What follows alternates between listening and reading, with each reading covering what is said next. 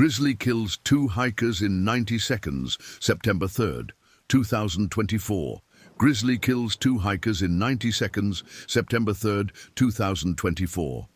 The morning sun cast long shadows across the parking lot of the Apgar Visitor Center as Tommy Green adjusted the straps on his well-worn Osprey backpack for the 3rd time in 10 minutes.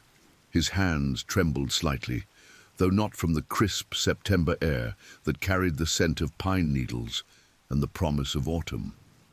28 years old, with the lean build of someone who spent more time on mountain trails than in office buildings, Tommy had been planning this trip to Glacier National Park for 8 months.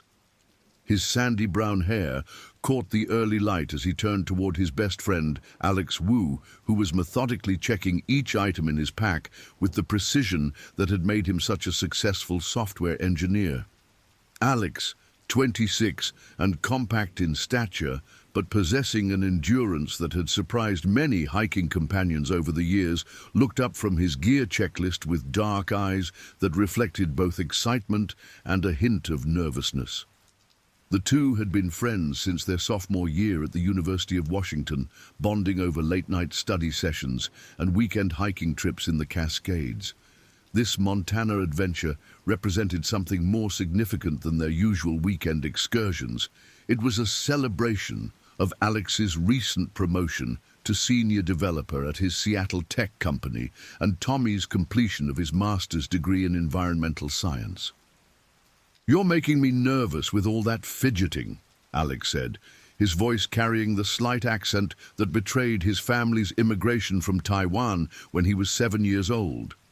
He wore his standard hiking uniform, moisture-wicking synthetic shirt, well-broken-in Merrell boots, and a wide-brimmed hat that his girlfriend Sarah had insisted he bring. Sarah Chen, a pediatric nurse who worked the overnight shift at Seattle Children's Hospital, had wanted to join them, but couldn't secure the time off.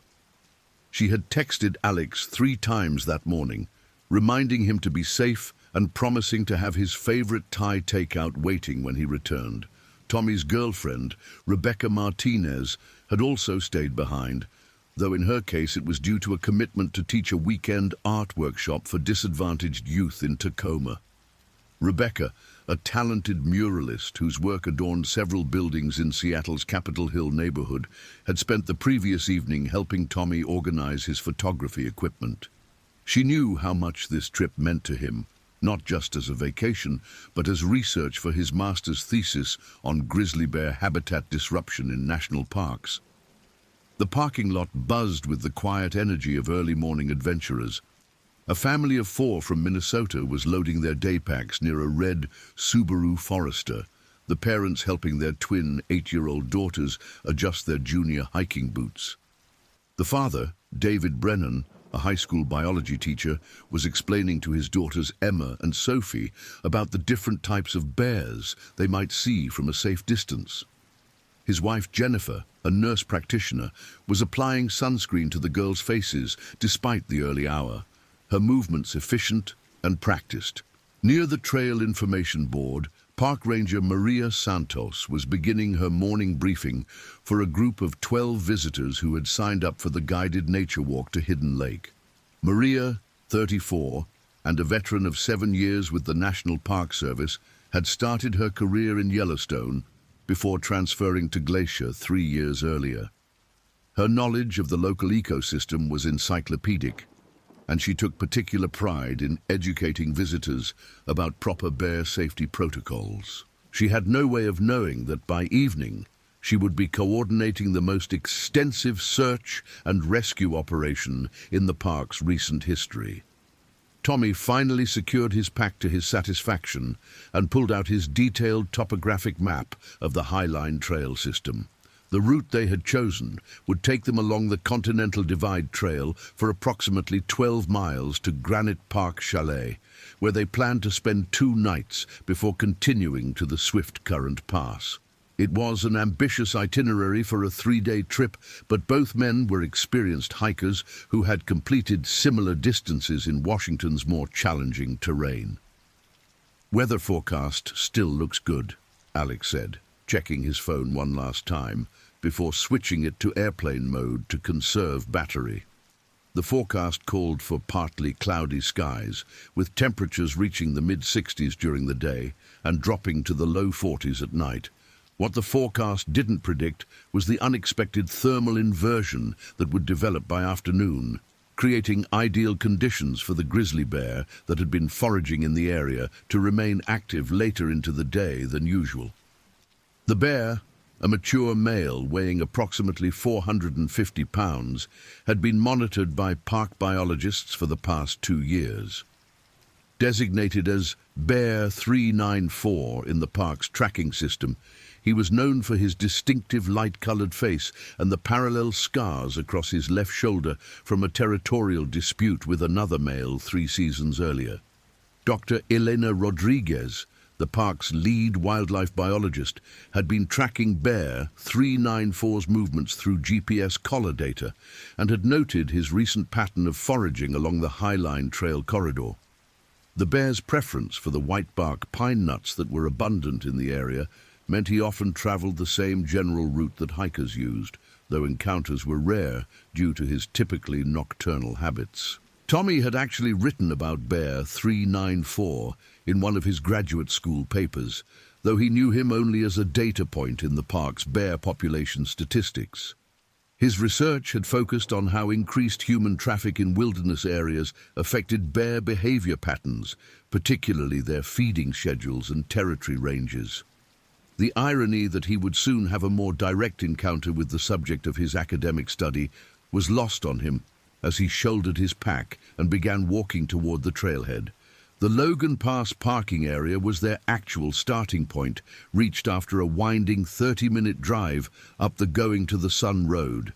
The road itself was an engineering marvel, carved into the mountainside in the 1930s and offering breathtaking views of the surrounding peaks and valleys. As they drove, Alex took dozens of photos through the passenger window, documenting everything from the early morning light on Mount Reynolds to alpine meadows that were just beginning their transition to autumn colors. At Logan Pass, elevation 6,646 feet, the air was noticeably thinner and carried the sharp, clean scent of snow that lingered in the higher elevations year-round. The temperature was a crisp 42 degrees, and both men could see their breath as they made final adjustments to their gear. Tommy attached his bear spray canister to his belt in the recommended position, easily accessible but secure. Alex did the same, though he privately hoped they would never need to use it. The Highline Trail began innocuously enough, with a well-maintained boardwalk that protected the fragile alpine vegetation from the thousands of hikers who traversed this route each year. The first mile offered stunning views across the Flathead Valley, with the peaks of the Whitefish Range visible in the distance.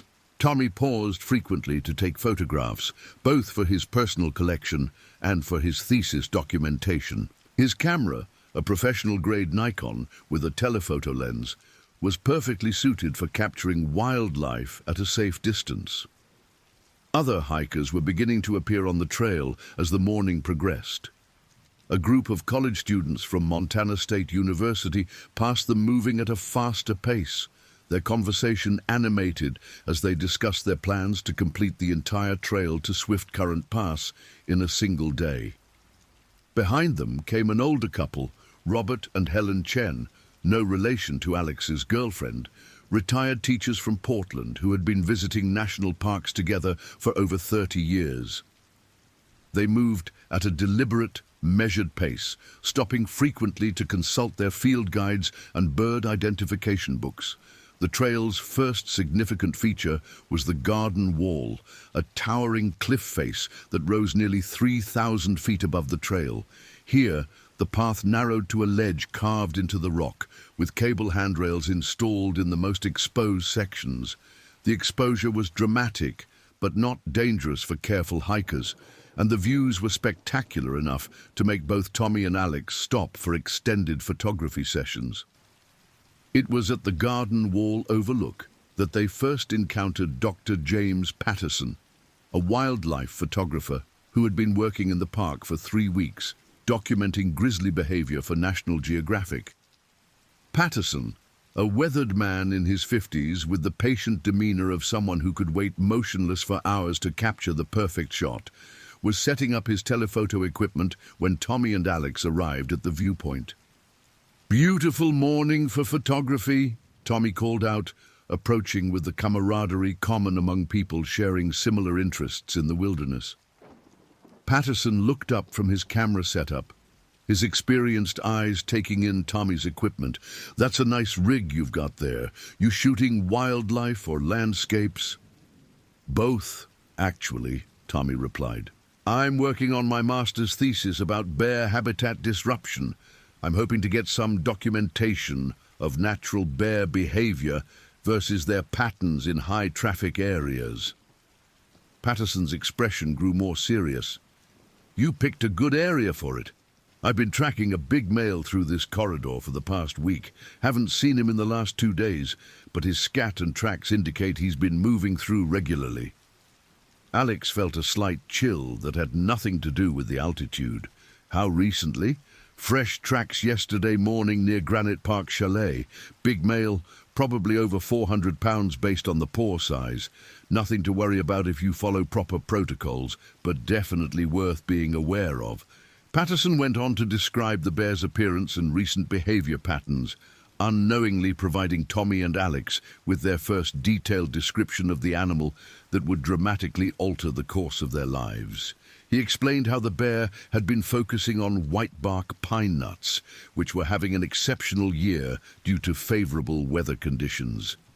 This abundance meant the bear was likely gaining weight rapidly in preparation for winter hibernation, making him less aggressive than he might be during a lean season.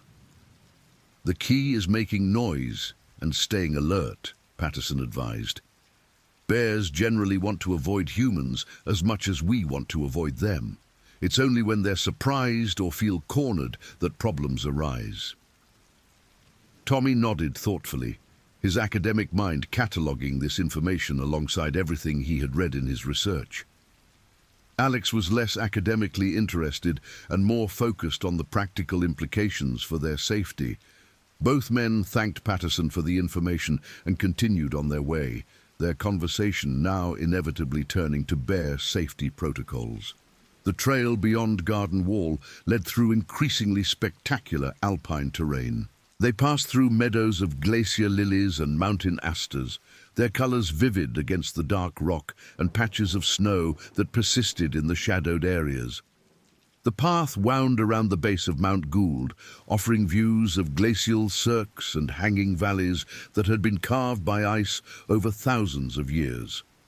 At approximately 10:30 a.m., they reached Haystack Creek, a small but robust stream that provided their first opportunity to refill their water bottles. Tommy used his portable filtration system, a lightweight device that removed bacteria and parasites while preserving the natural mineral content of the mountain water. The sound of running water was a welcome accompaniment to their morning snack break, and both men felt their energy levels stabilize after the sustained elevation gain of the previous 2 hours. It was here that they met their final hiking companions of the day, a group of 4 friends from Calgary who were completing a 5-day backpacking trip through the park. The leader of the group, Mike Harrison, was an experienced mountaineer who worked as a rescue coordinator for Parks Canada. His 3 companions were all outdoor enthusiasts with varying levels of wilderness experience: Sarah Kim, an emergency room physician; David Thompson, a mechanical engineer who designed climbing equipment; and Lisa Rodriguez, a high school teacher who had taken up backpacking after her divorce the previous year. The Canadian group had started their trip at the Many Glacier entrance and had spent the previous night at Granite Park Chalet. Mike Harrison's description of their evening there included an interesting detail that would later prove significant. They had observed a large grizzly bear foraging near the chalet building around sunset, approximately 600 meters away. The bear had shown no interest in the human activity around the chalet, continuing its methodical search for food, with the focused intensity typical of bears preparing for winter. "Magnificent animal," Harrison said, his admiration genuine. "Probably the largest bear I've seen in 15 years of hiking up here. He knew we were there but completely ignored us. Exactly the kind of behavior you want to see." Sarah Kim, the ER physician, added her own perspective. "From a medical standpoint, I was impressed by how healthy he looked. Good muscle tone, thick coat, coming in for winter. Not a stressed animal at all." This conversation, pleasant and reassuring at the time, would be recalled in detail during the subsequent investigation. The bear's presence near Granite Park Chalet the previous evening established a timeline and location pattern that would prove crucial for understanding the events that would unfold later that day. After sharing trail information and weather observations, the two groups parted ways. The Canadian team was descending toward the loop road, where they had arranged for pickup, while Tommy and Alex continued their ascent toward Granite Park Chalet. The time was approximately 11:15 a.m., and both men were feeling strong and optimistic about their progress. The trail between Haystack Creek and Granite Park Chalet represented some of the most spectacular hiking in the entire park system. The path traversed a series of alpine benches, each offering different perspectives on the surrounding peaks and valleys.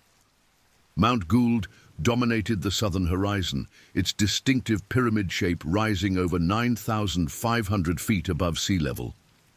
To the north, the jagged peaks of the Continental Divide stretched toward the Canadian border, their snowfields gleaming in the strengthening sunlight. Tommy's photography became more frequent and deliberate as they climbed. His academic interest in the landscape was complemented by a genuine aesthetic appreciation for the dramatic scenery. Alex, while less focused on documentation, found himself stopping frequently simply to absorb the magnificence of their surroundings. Neither man had hiked in terrain quite this spectacular, and the emotional impact of the experience was palpable. At approximately 12:30 p.m., they encountered a park maintenance crew working on trail repairs near the Granite Park Chalet Junction. The crew leader, Bill Morrison, was a 20-year veteran of the Park Service who had been involved in wildlife management as well as trail maintenance throughout his career. Morrison's team of 4 was replacing sections of boardwalk that had been damaged by the previous winter's snow load. Morrison proved to be a wealth of information about recent wildlife activity in the area. His crew had been working in the vicinity for 3 days and had observed multiple bears, including several black bears and at least 2 grizzlies. Most significantly, they had seen the large male grizzly that Patterson had described on 2 consecutive mornings, both times between 6 a.m. and 7 a.m. "He's got a regular pattern," Morrison explained. "Comes through heading northeast around sunrise, then we usually see him again heading southwest in the late afternoon. Sticks to the same general route both times." Morrison's description of the bear's travel pattern would later be recognized as critically important information. The bear was following a predictable route that intersected with the Highline Trail at multiple points, including a narrow section approximately 2 miles beyond Granite Park Chalet, where the trail passed through a dense stand of whitebark pines. Morrison had seen bear sign in that area every day his crew had been working. "You boys should be fine if you keep making noise and stick to the main trail," Morrison advised. "Just be extra alert in that pine grove past the chalet. Good bear habitat, and we've seen fresh diggings there." Tommy asked several detailed questions about the bear's behavior, his academic curiosity overriding any immediate safety concerns. Morrison was happy to share his observations, describing how the bear seemed to be focusing on specific areas where whitebark pine nuts had fallen in abundance. The bear's foraging pattern was methodical and predictable, qualities that would normally make human-bear encounters less likely rather than more so. After thanking Morrison and his crew for the information, Tommy and Alex continued toward Granite Park Chalet, their destination for the night. The final approach to the chalet offered sweeping views across the Flathead Valley and the distant peaks of the Whitefish Range. The building itself, a historic stone structure dating to the 1930s, sat on a dramatic promontory that provided 360-degree views of the surrounding wilderness. They arrived at Granite Park Chalet at 1:45 p.m., well ahead of their planned schedule. The early arrival gave them time to explore the area around the chalet and to secure good sleeping spots in the dormitory-style accommodations. The chalet, operated by a park concessionaire, provided basic shelter and meal service for hikers and climbers. The atmosphere was communal and friendly, with guests sharing stories and trail information over simple but hearty meals. The chalet's caretaker, Margaret Walsh, had been working summers in Glacier National Park for over a decade. A retired school principal from Billings, Montana, she had taken the job as a way to spend her retirement years in the mountains she had loved since childhood. Walsh was known for her extensive knowledge of local wildlife and her ability to provide detailed, accurate information about trail conditions and safety considerations. Walsh confirmed the recent bear activity that Morrison and Patterson had described, adding her own observations from the chalet's elevated vantage point.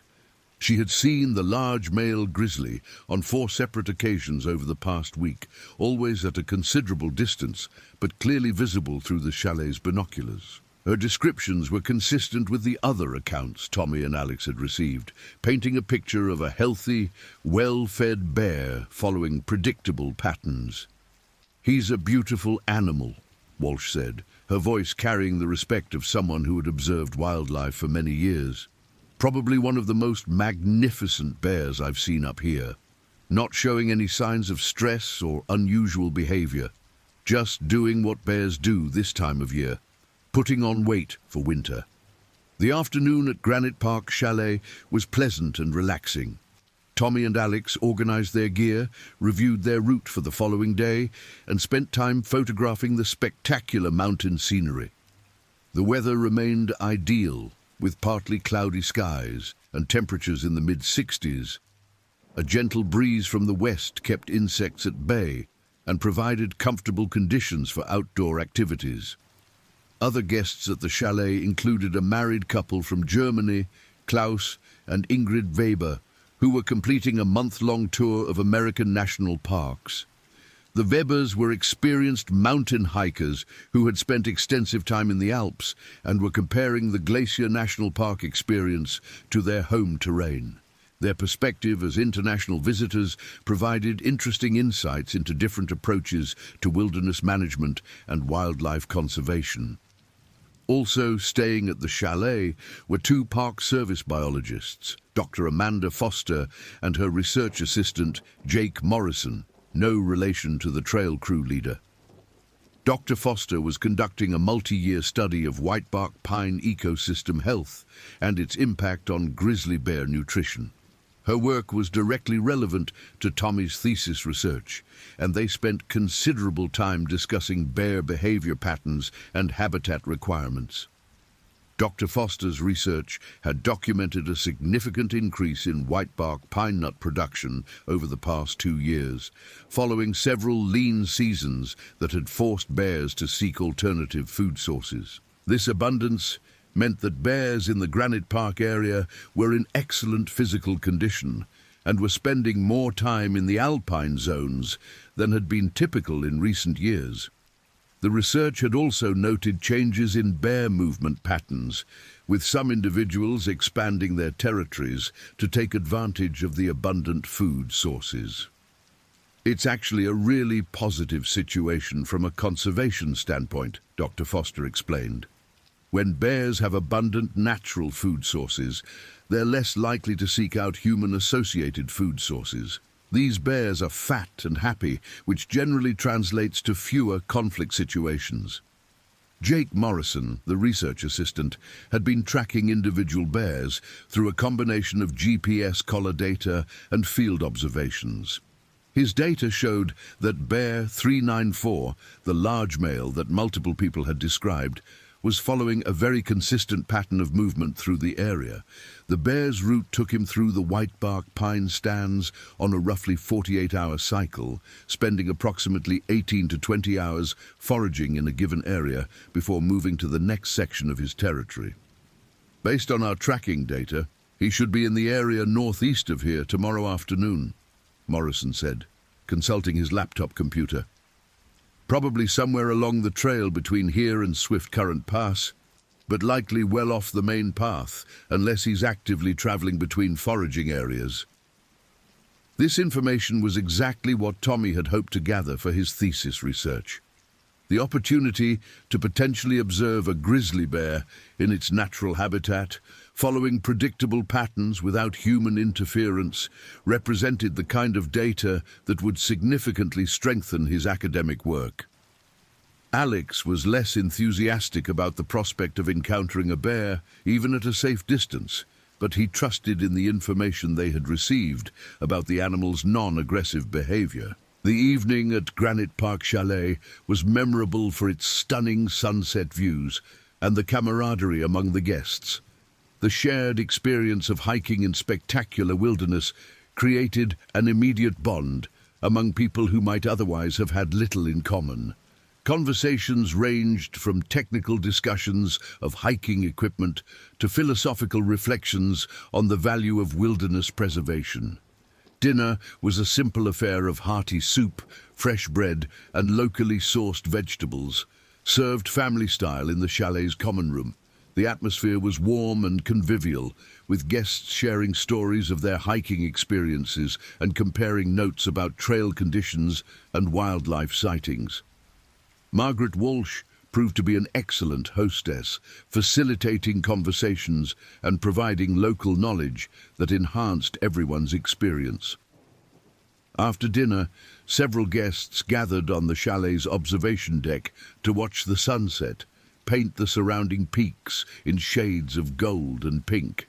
Tommy used this opportunity to capture some of his best photographs of the trip, the dramatic lighting providing ideal conditions for landscape photography. Alex spent the time in conversation with the German couple, practicing his limited German vocabulary and learning about their extensive hiking experiences in Europe. As darkness fell, the temperature dropped quickly, and most guests retreated to the warmth of the common room. The night sky at 7,000 feet elevation was spectacular, with thousands of stars visible in the clear mountain air. Tommy and Alex spent some time outside, identifying constellations and discussing their plans for the following day's hike to Swift Current Pass. The sleeping accommodations at the chalet were basic but comfortable, with bunk beds arranged in dormitory-style rooms. The communal nature of the arrangements fostered continued conversation among the guests, though most people were tired enough from their day's hiking to settle down relatively early. Tommy and Alex claimed adjacent bunks and spent some time reviewing their route map and discussing the timing for their departure the next morning. Sleep came easily after the day's exertion and the thin mountain air. The chalet was quiet, except for the occasional sound of wind around the building and the distant call of coyotes in the valley below. Neither Tommy nor Alex had any premonition that this would be their final night of peaceful sleep, or that the beautiful wilderness they had come to explore would become the setting for a tragedy that would haunt the survivors for years to come. The morning of September 3rd dawned clear and cold, with temperatures in the low 30s and a thin layer of frost covering the meadows around Granite Park Chalet. Tommy and Alex were among the first guests to wake, their internal clocks adjusted to early rising after years of hiking together. They dressed quietly in the pre-dawn darkness, organizing their gear by headlamp to avoid disturbing their sleeping roommates. Breakfast at the chalet was available starting at 6 a.m., a simple but substantial meal of oatmeal, fresh fruit, and strong coffee. Margaret Walsh was already up and moving efficiently through her morning routine, providing weather updates and trail condition information to the early rising guests. The forecast continued to look favorable, with partly cloudy skies and temperatures expected to reach the low 60s by afternoon. Tommy and Alex were joined at breakfast by Klaus and Ingrid Weber, who were planning to hike the same general route towards Swift Current Pass before branching off toward the Many Glacier area. The four discussed trail conditions and compared notes about their planned routes and timing. The Germans were experienced enough to provide valuable insights about alpine hiking techniques and safety considerations.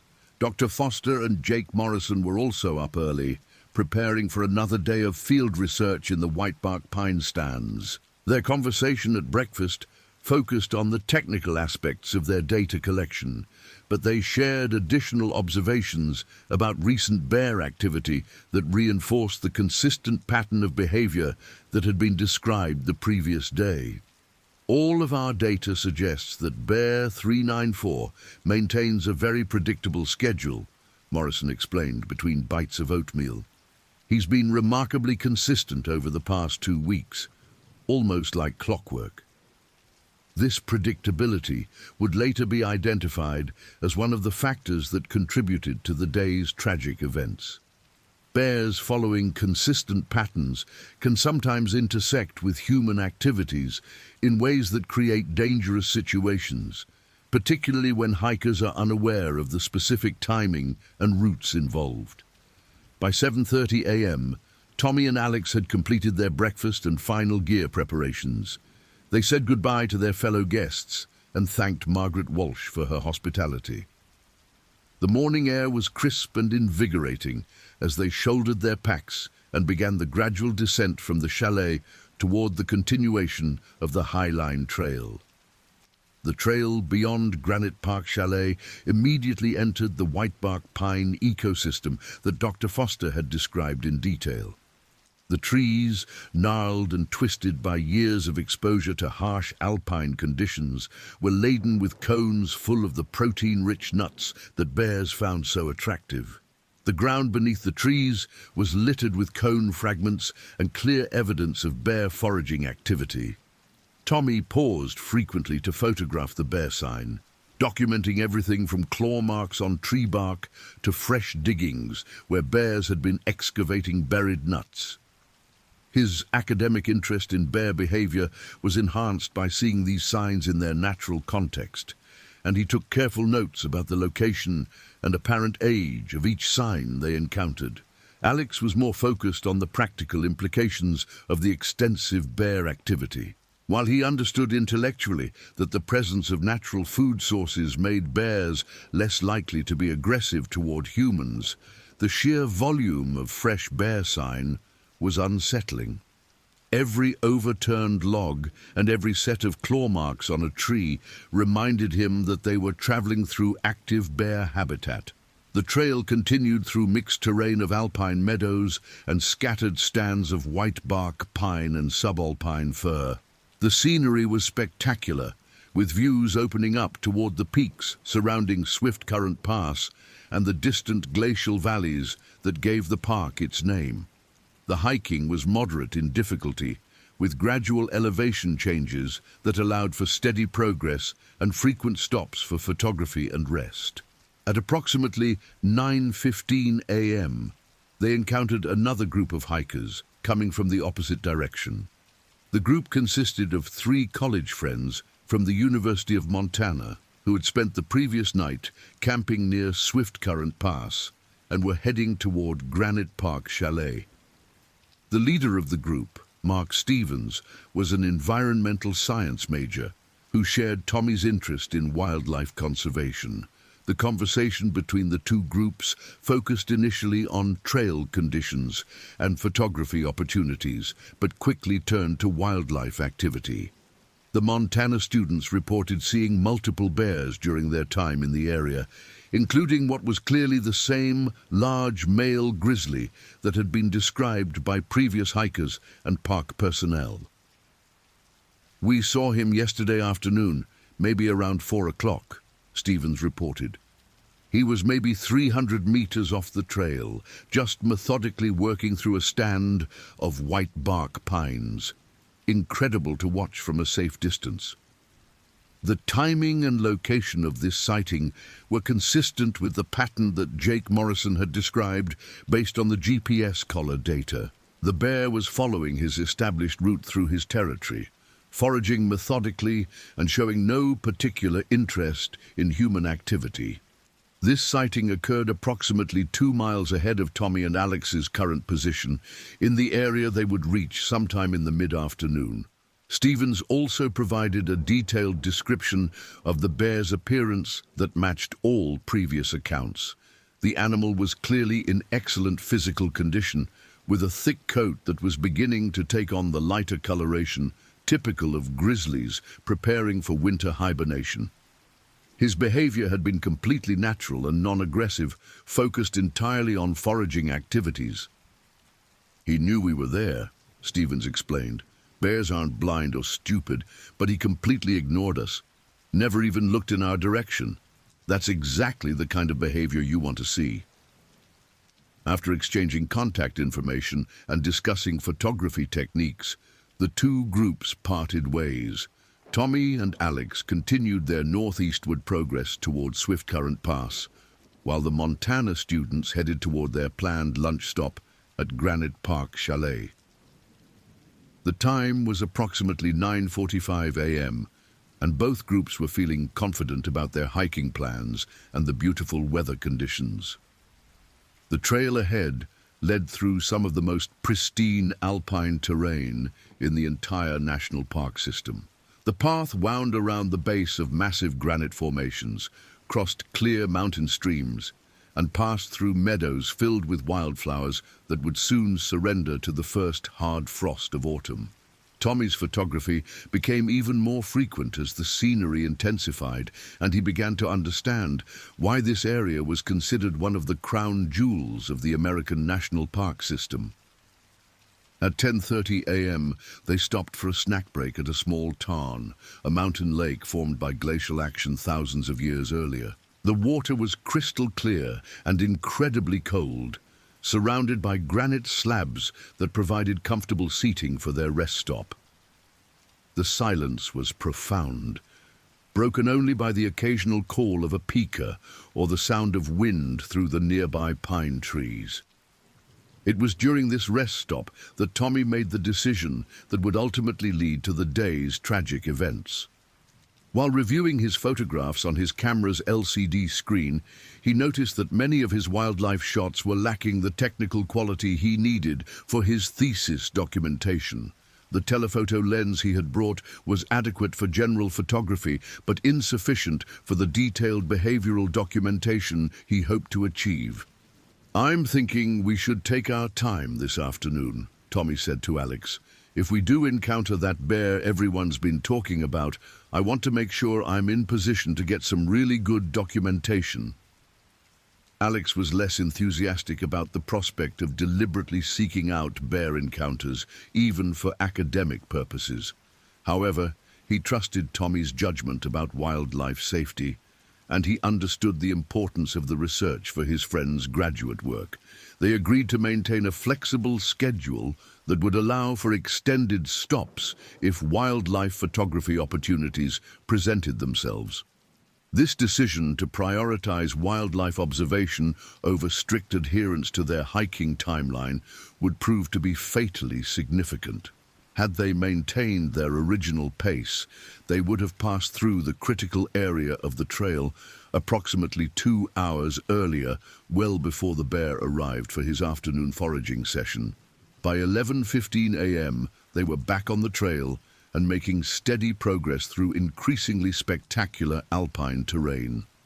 The path began a gradual descent toward the drainage that led to Swift Current Pass, offering new perspectives on the surrounding peaks and valleys.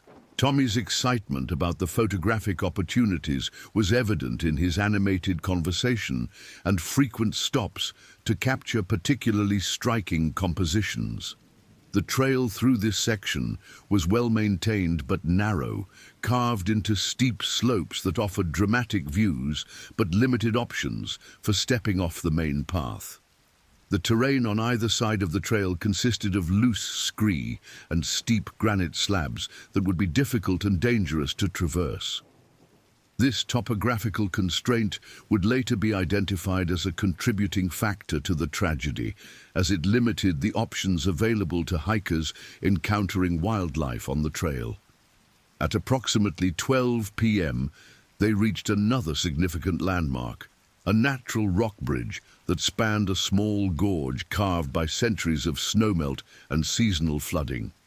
The bridge provided a dramatic foreground for photographs of the surrounding peaks, and Tommy spent considerable time capturing images from multiple angles and compositions. While Tommy focused on his photography, Alex found himself becoming increasingly aware of their surroundings from a safety perspective. The extensive bear sign they had been observing all morning, combined with the narrow trail conditions, had heightened his awareness of their vulnerability. He began paying closer attention to the sounds of the forest and the wind patterns that might mask the approach of large animals. Alex's heightened awareness was not unfounded. At that exact moment, approximately 2 miles ahead of their position, Bear 394 was beginning his afternoon foraging session in the stand of whitebark pines, where the trail would pass through its narrowest section. The bear's GPS collar would later show that he had arrived at this location at 11:47 a.m., following his predictable pattern with remarkable precision. The bear was in excellent physical condition after weeks of feeding on the abundant whitebark pine nuts. His weight had increased by an estimated 40 pounds since early August, and his thick coat was filling out in preparation for winter hibernation.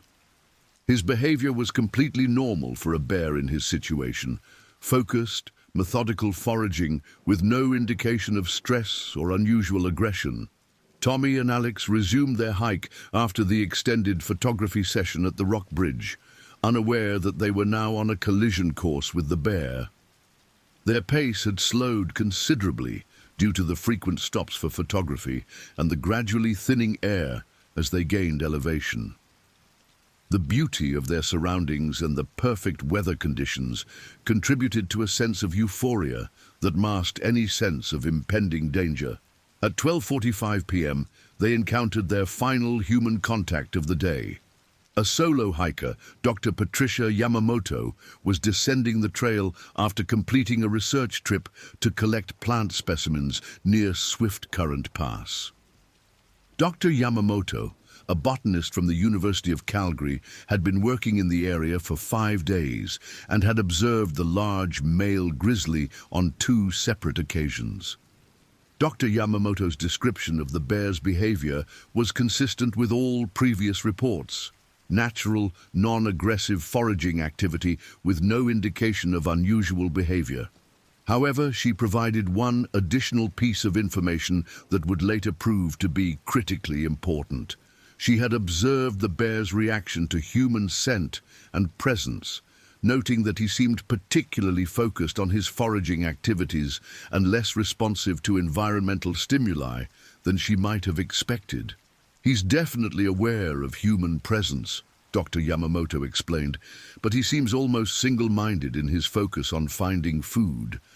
I watched him for about 20 minutes yesterday, and he never once looked up from his foraging, even when I accidentally dislodged some rocks that made quite a bit of noise." This behavioral observation would later be interpreted by wildlife experts as an indication that the bear was in a state of hyperphagia, the pre-hibernation feeding frenzy that drives bears to focus intensely on calorie acquisition. Bears in this state can become less responsive to their surroundings and more likely to continue their activities even when humans are present. Dr. Yamamoto also provided specific information about the bear's current location, based on her observations from earlier that morning. She had seen him entering the whitebark pine stand approximately 2 miles ahead, the same area where the trail passed through its narrowest and most constrained section. Her timing estimates suggested that the bear would likely remain in that area for several hours, following his established pattern of thorough foraging. If you're planning to continue in that direction, I'd recommend making plenty of noise and being especially alert in the pine grove, she advised.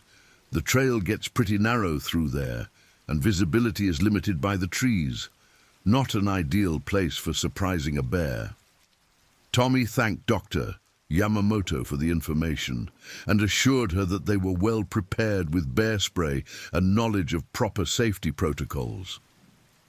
Alex was more concerned about the specific warning regarding the narrow trail section ahead, but he trusted in the effectiveness of making noise and following established safety guidelines.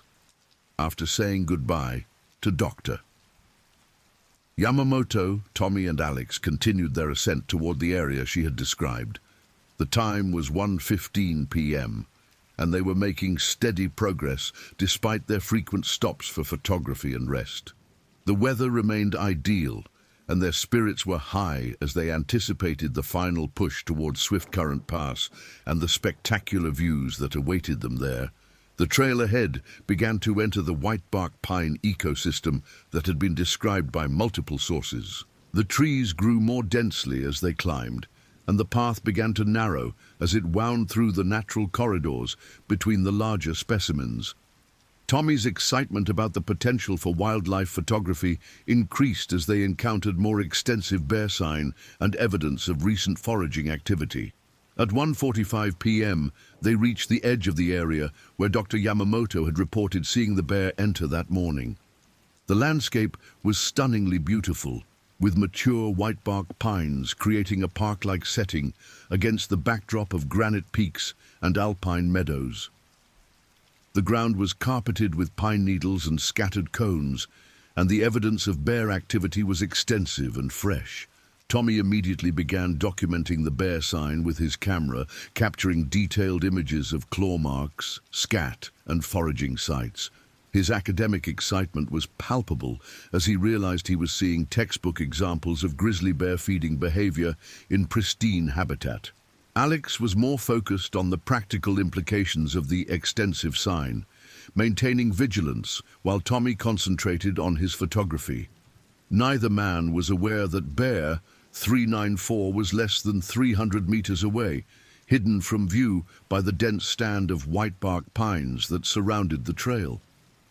The bear's GPS collar would later show that he had been in continuous motion through the area since late morning, following a methodical pattern of investigation and foraging that had brought him steadily closer to the main trail. The wind conditions that afternoon were nearly calm, with only gentle breezes that did little to carry human scent or sound through the forest. This lack of air movement would later be identified as a contributing factor to the tragedy, as it prevented the bear from detecting the approaching hikers at his usual distance and failed to alert the hikers to the bear's presence in the area. Tommy and Alex continued through the whitebark pine stand, their pace now considerably slower due to the frequent stops for photography and the increasing density of bear sign. Tommy was in his element, documenting everything from feeding sites to travel corridors with the enthusiasm of a researcher who had discovered a treasure trove of data for his thesis. The trail itself became increasingly narrow and constrained as it wound through the densest part of the pine stand. The trees grew close to the path on both sides, creating a natural corridor that funneled both human and wildlife traffic through the same narrow space. Visibility ahead and behind was limited to perhaps 50 meters due to the density of the vegetation and the winding nature of the trail. At 2:23 p.m., approximately 800 meters ahead of their position, Bear 394 crossed the main trail for the first time that day. He spent several minutes investigating human scent on the trail surface before continuing his foraging activities on the opposite side. The bear's behavior remained completely normal. Methodical investigation followed by a return to feeding activities. Tommy and Alex were unaware of this crossing as they continued their approach through the pine forest. Tommy's photography had become more intensive as the bear sign increased in frequency and freshness. He was documenting what he recognized as an exceptional opportunity to observe the impact of a healthy bear population on its natural habitat. At 2:31 p.m., they reached a small clearing in the pine forest, where the trail made a sharp switchback around a large granite outcropping. This clearing provided their best views of the surrounding terrain since entering the dense forest, and Tommy immediately began setting up for what he hoped would be some of his best landscape photographs of the trip. The clearing also provided an opportunity for them to make noise and alert any wildlife to their presence, following the safety protocols they had been discussing throughout their hike. Alex called out several times, his voice echoing slightly off the granite walls that surrounded the clearing. They waited and listened for several minutes, but heard no response or indication of wildlife activity. What they could not have known was that Bear 394 was less than 200 meters away, on the opposite side of the granite outcropping, in a dense thicket of whitebark pines, where the sound of Alex's calls was muffled by the trees and the intervening rock formations. The bear was deeply focused on a particularly productive foraging site, where winter storms had deposited an unusually dense concentration of pine nuts. Tommy completed his photography session in the clearing and began packing his equipment for the final approach to the narrowest section of the trail. The time was 2:47 p.m., and they were approximately 20 minutes away from the area where the trail would bring them into direct proximity with the bear's foraging area. The final section of trail before the encounter site was particularly narrow and winding, carved into the steep slopes of the granite outcropping they had just photographed.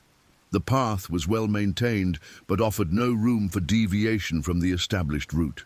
Steep, loose scree on the uphill side and a significant drop-off on the downhill side created a natural funnel that concentrated all traffic through a corridor less than 2 meters wide.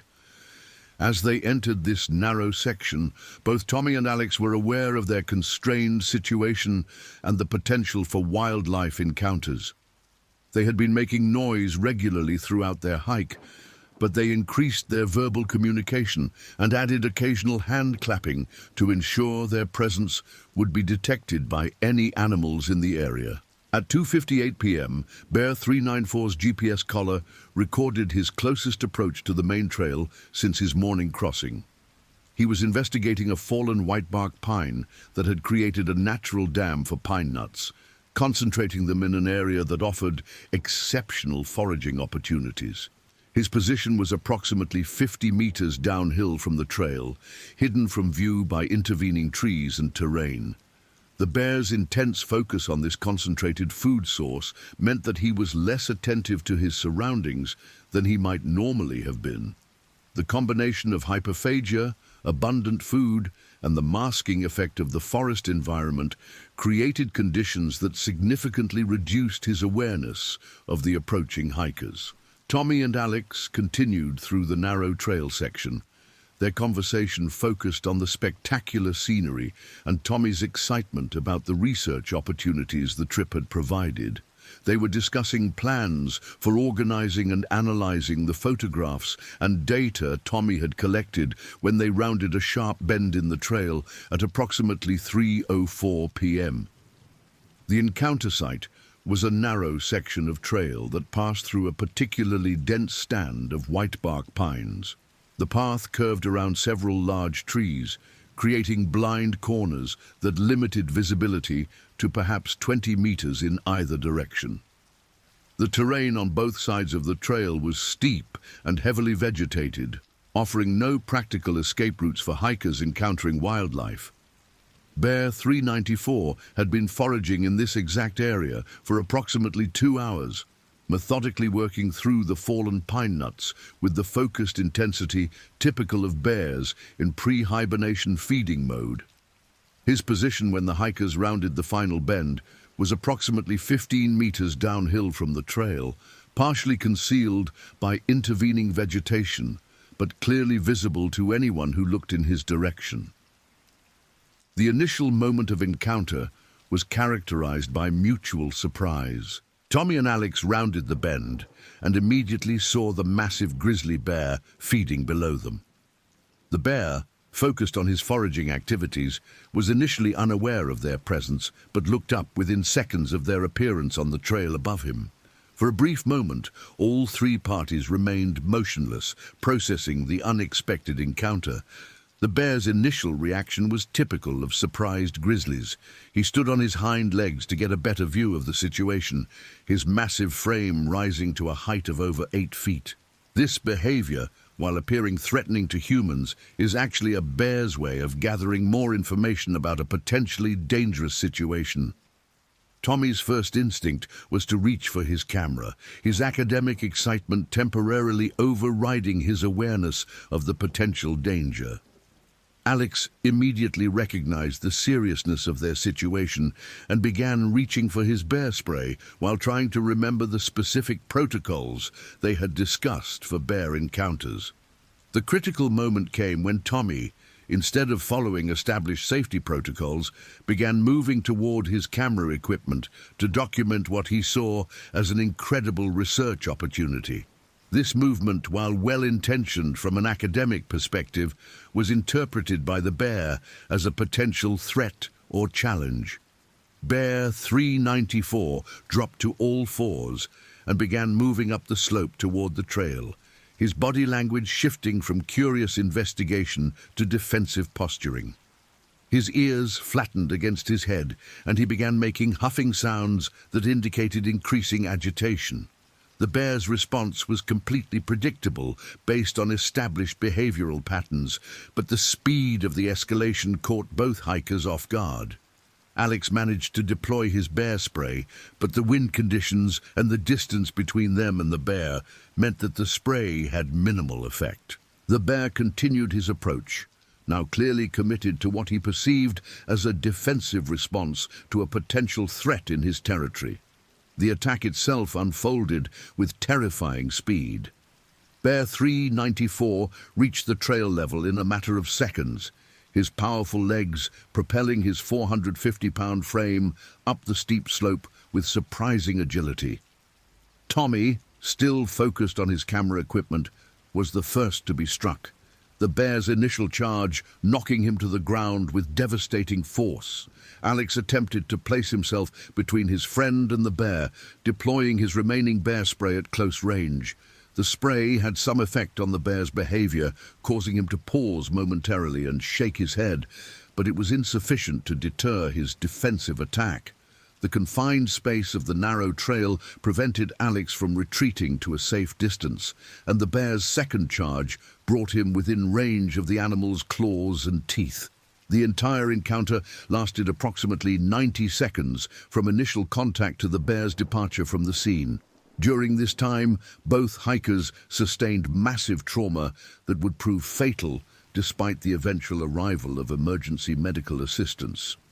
The bear's behavior throughout the attack was consistent with defensive responses rather than predatory behavior, but the size and power of the animal made the distinction academic in terms of the outcome. Bear 394's departure from the scene was as sudden as his initial approach. Once the perceived threat had been neutralized, his instinct was to leave the area as quickly as possible. The bear's GPS collar tracked his rapid movement away from the encounter site, traveling over 2 miles before stopping in a remote drainage, where he remained for the rest of the day. The immediate aftermath of the attack was characterized by profound silence. The forest that had been filled with the sounds of struggle returned to its natural quiet, broken only by the wind through the pine trees and the distant call of a mountain hawk. Both hikers remained where they had fallen, their injuries too severe to allow for movement or calls for help. It would be several hours before their absence was noted and search efforts began. Margaret Walsh at Granite Park Chalet became concerned when they failed to check in as planned, but initial assumptions were that they had been delayed by weather or had decided to modify their itinerary. The remote location of the encounter site and the lack of cell phone coverage in the area meant that immediate rescue was impossible. The first indication that something was seriously wrong came at approximately 6:30 p.m. when Dr. Patricia Yamamoto descended the trail from her research site and discovered the scene. Her background as a researcher and her experience in wilderness settings allowed her to assess the situation quickly and accurately, though she was too late to provide any meaningful medical assistance.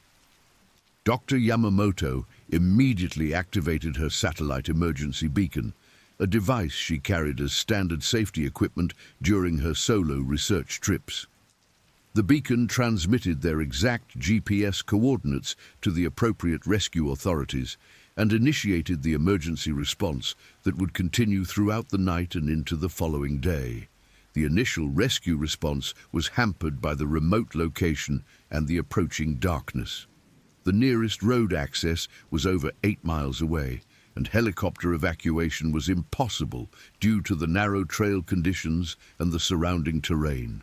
Ground-based rescue teams began assembling immediately, but their arrival at the scene would require several hours of hiking through difficult terrain in darkness. Park Ranger Maria Santos coordinated the initial response from the park's Emergency Operations Center, drawing on resources from multiple agencies, including the National Park Service, the Montana Highway Patrol, and local volunteer search and rescue organizations. The complexity of the operation was compounded by the need to consider ongoing bear safety for the rescue personnel. Dr. Elena Rodriguez, the park's wildlife biologist, was consulted immediately about the bear's likely behavior following the encounter. Based on the GPS collar data and her knowledge of Bear 394's behavioral patterns, she advised that the animal had left the area and was unlikely to return. However, she recommended that all rescue personnel be equipped with bear spray and that the operation proceed with appropriate caution.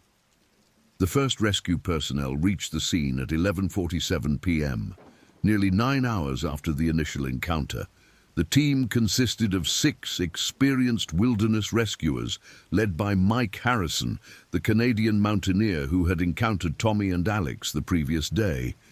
Harrison's reaction to discovering the identity of the victims added a personal dimension to what was already a traumatic scene. Emergency medical assessment confirmed what Dr. Yamamoto had concluded hours earlier. Both hikers had sustained injuries incompatible with survival. The decision was made to treat the scene as a fatality recovery operation rather than a medical rescue, allowing for more careful documentation and investigation of the circumstances. The recovery operation continued through the night and into the following morning. The victims were evacuated by helicopter after sunrise, when improved visibility and wind conditions allowed for safe flying operations. The entire process required over 12 hours and involved more than 30 rescue personnel from multiple agencies. News of the tragic incident spread quickly through the hiking and outdoor recreation communities. Tommy Green and Alex Wu were well-known figures in Seattle area hiking circles, and their deaths represented a significant loss to the community of outdoor enthusiasts who had known them for years. Social media posts and news reports began appearing within hours of the official confirmation of their deaths. Rebecca Martinez, Tommy's girlfriend, was notified by park officials at her home in Seattle at approximately 2:30 a.m. on September 4th. Her initial disbelief gave way to overwhelming grief as the reality of the situation became clear. Sarah Chen, Alex's girlfriend, received similar notification at Seattle Children's Hospital, where she was working her overnight shift in the pediatric emergency department. The families of both victims arrived at Glacier National Park on September 5th, beginning the difficult process of understanding what had happened and making arrangements for the return of their loved ones. The Park Service provided comprehensive support services, including counseling and assistance with logistics and media relations. Dr. Elena Rodriguez conducted a thorough investigation of the incident, reviewing all available evidence, including the bear's GPS collar data, photographs from the scene, and statements from witnesses who had encountered the bear in the days leading up to the attack. Her preliminary findings indicated that this was a defensive encounter triggered by surprise and proximity rather than predatory behavior. The investigation revealed several contributing factors that had created the conditions for the tragic encounter. The bear's predictable foraging pattern, combined with the hiker's modified timeline and the confined nature of the trail, had created a situation where surprise contact was virtually inevitable. The lack of wind to carry scent, the bear's hyperphagia-induced focus on feeding, and the narrow trail that prevented escape or evasion had all contributed to the outcome. Bear 394 was located and monitored continuously following the incident. His behavior returned to normal patterns within 48 hours, with no indication of continued aggression or unusual activity. The decision was made not to relocate or destroy the bear, as the incident was classified as a defensive encounter rather than predatory behavior. The bear's GPS collar continued to track his movements through his normal territory for the remainder of the season. The media response to the incident was extensive and largely accurate, though some reports sensationalized the circumstances or drew incorrect conclusions about bear behavior and park safety. Dr. Rodriguez and park officials conducted multiple press conferences to provide factual information and to emphasize that the incident represented an extremely rare confluence of circumstances rather than a systemic safety problem. The investigation's final report, released 6 weeks after the incident, included detailed recommendations for preventing similar tragedies. These included enhanced bear safety education for visitors, improved real-time bear activity reporting systems, and modifications to trail design in areas where surprise encounters were most likely to occur. Margaret Walsh, the Granite Park Chalet caretaker, was profoundly affected by the loss of the 2 young men she had met just days before their deaths. Her memories of their enthusiasm and their careful attention to safety protocols made their fate particularly difficult to accept. She continued her work at the chalet, but advocated strongly for enhanced bear safety measures throughout the park. Dr. Patricia Yamamoto, who discovered the scene, required extensive counseling to deal with the trauma of her experience. Her detailed account of the encounter became crucial evidence in the investigation, but the psychological cost of being the first responder to such a tragic scene was significant. She eventually returned to her research work, but never again conducted solo fieldwork in bear country. The hiking community's response to the tragedy was a complex mixture of grief, fear, and determination to learn from the circumstances that had led to the deaths. Memorial hikes were organized in Seattle and other cities where Tommy and Alex had been active in outdoor recreation communities. These events served both to honor their memory and to educate others about wilderness safety. Tommy's thesis research, which had been nearly complete at the time of his death, was finished posthumously by his graduate advisor and other researchers who had access to his field notes and photographs. The work was published as a memorial to his dedication to wildlife conservation and his academic achievements. Alex's colleagues at his software development company established a scholarship fund in his name to support students pursuing careers in environmental technology. The families of both victims filed lawsuits against the National Park Service, alleging inadequate warning about bear activity and insufficient safety measures on the trails. The legal proceedings continued for over 2 years before being settled out of court, with the Park Service agreeing to implement enhanced bear safety measures without admitting liability for the incident. Bear 394 continued to be monitored through his GPS collar until his natural death during hibernation the following winter. His death was attributed to natural causes related to his advanced age, rather than any consequences of the encounter with the hikers.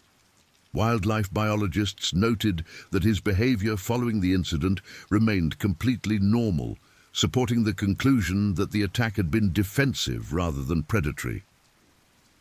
The Highline Trail section where the encounter occurred was temporarily closed for the remainder of the 2024 season, while trail modifications were implemented. These included improved sightlines around blind corners, additional bear warning signs, and emergency communication equipment at key locations.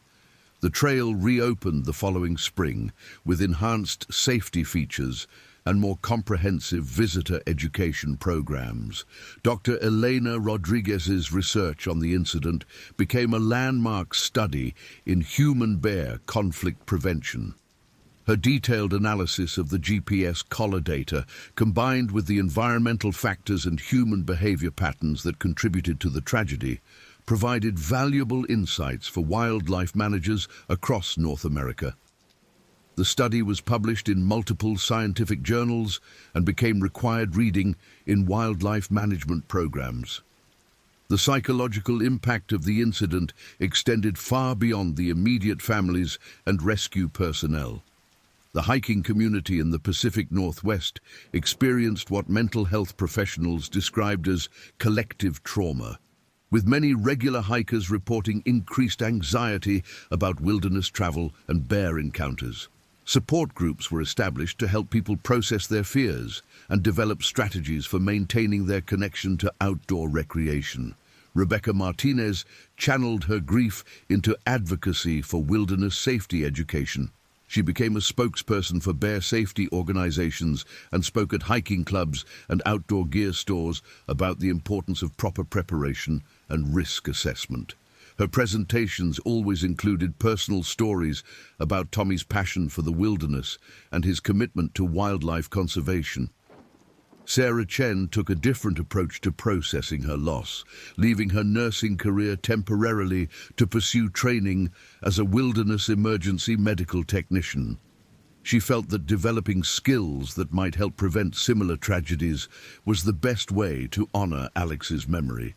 She eventually returned to pediatric nursing, but continued to volunteer with search and rescue organizations. The incident prompted a comprehensive review of bear management policies throughout the National Park Service. While Glacier National Park's existing protocols were found to be appropriate and well implemented, the review led to system-wide improvements in real-time wildlife activity reporting and visitor communication systems. These changes were implemented across all parks with significant bear populations. 3 years after the incident, a memorial plaque was installed at Granite Park Chalet, honoring Tommy Green and Alex Wu. The plaque includes their photographs and a message about the importance of wilderness conservation and safety education. The location was chosen because it was where they had spent their final evening, enjoying the camaraderie of fellow hikers and the spectacular mountain scenery they had traveled so far to experience. The tragedy of September 3, 2024, serves as a powerful reminder of both the inherent risks and the profound beauty of wilderness travel. Tommy Green and Alex Wu died pursuing their passion for the natural world, in a place that represented everything they loved about the American wilderness. Their story continues to educate and inspire others to approach the wilderness with both respect and appropriate caution, ensuring that their legacy contributes to the safety of future generations of outdoor enthusiasts. The investigation's conclusion that this was an extremely rare confluence of circumstances provides some comfort to those who continue to explore bear country, but it also emphasizes the importance of constant vigilance and proper preparation. The wilderness remains both magnificent and dangerous, requiring humility, respect, and thorough preparation from all who venture into its domain. In the end, Tommy Green and Alex Wu's story is not just about a tragic bear encounter, but about two young men who lived their lives with passion for the natural world and who died in a place that embodied everything they found meaningful about wilderness exploration. Their legacy continues through the safety improvements their deaths inspired and through the countless hikers who now travel more safely through bear country because of the lessons learned from their tragedy. The grizzly bear that ended their lives was simply following natural patterns of behavior that had served his species for thousands of years. Bear 394 was not a rogue or an aberrant animal, but rather a magnificent example of wilderness apex predator living according to ancient instincts in an increasingly human-influenced world.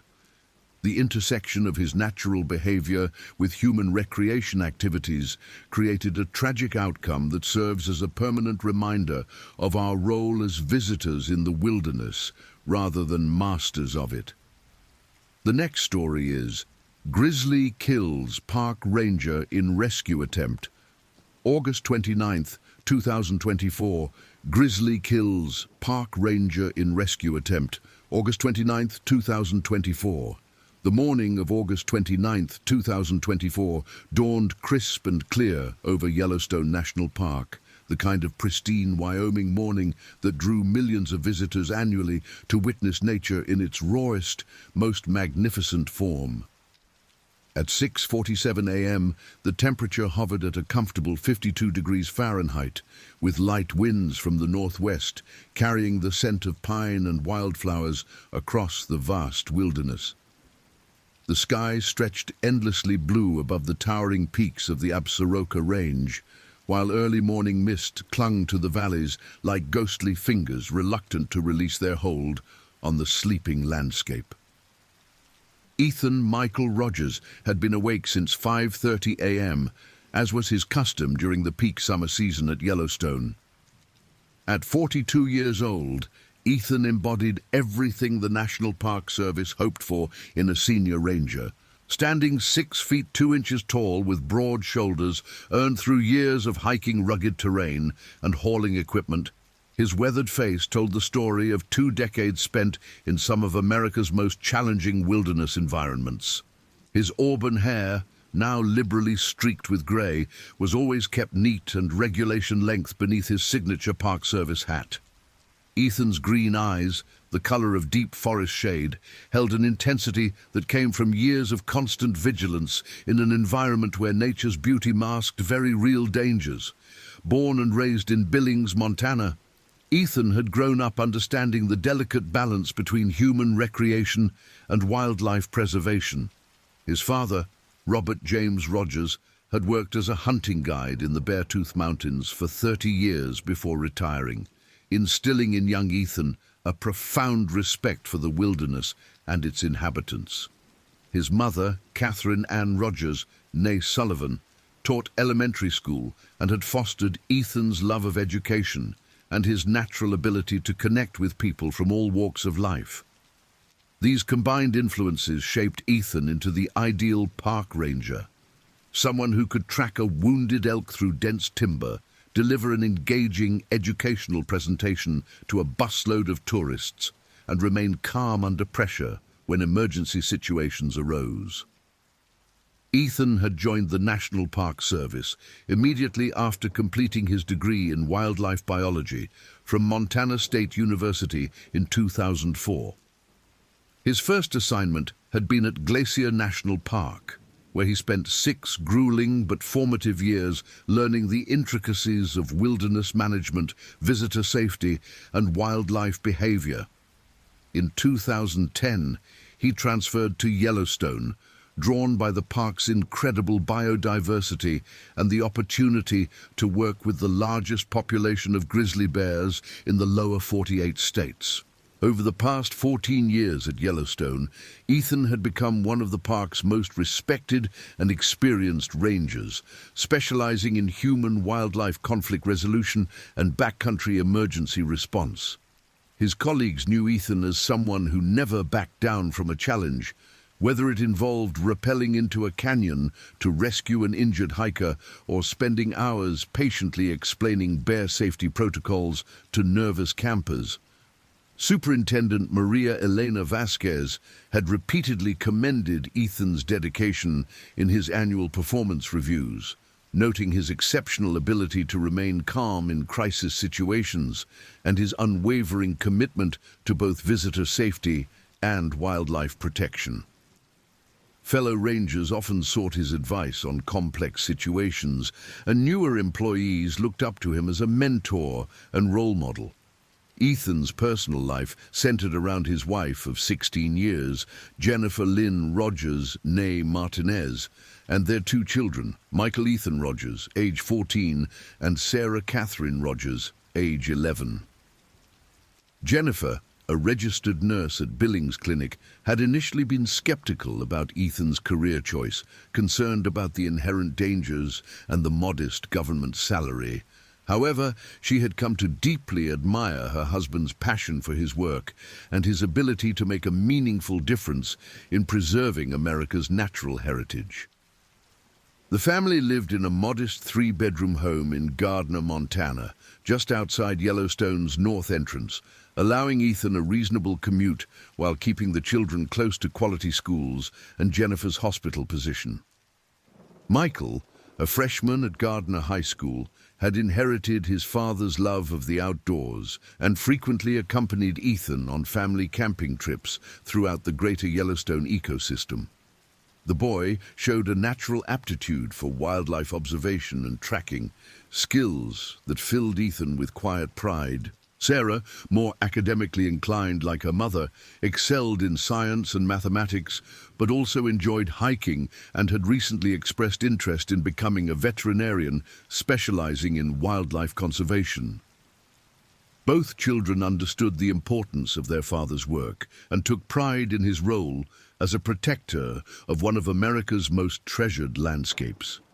On this particular morning, Ethan was beginning his third consecutive 12-hour shift covering the Grant Village area, one of Yellowstone's most popular developed zones, located on the western shore of Yellowstone Lake.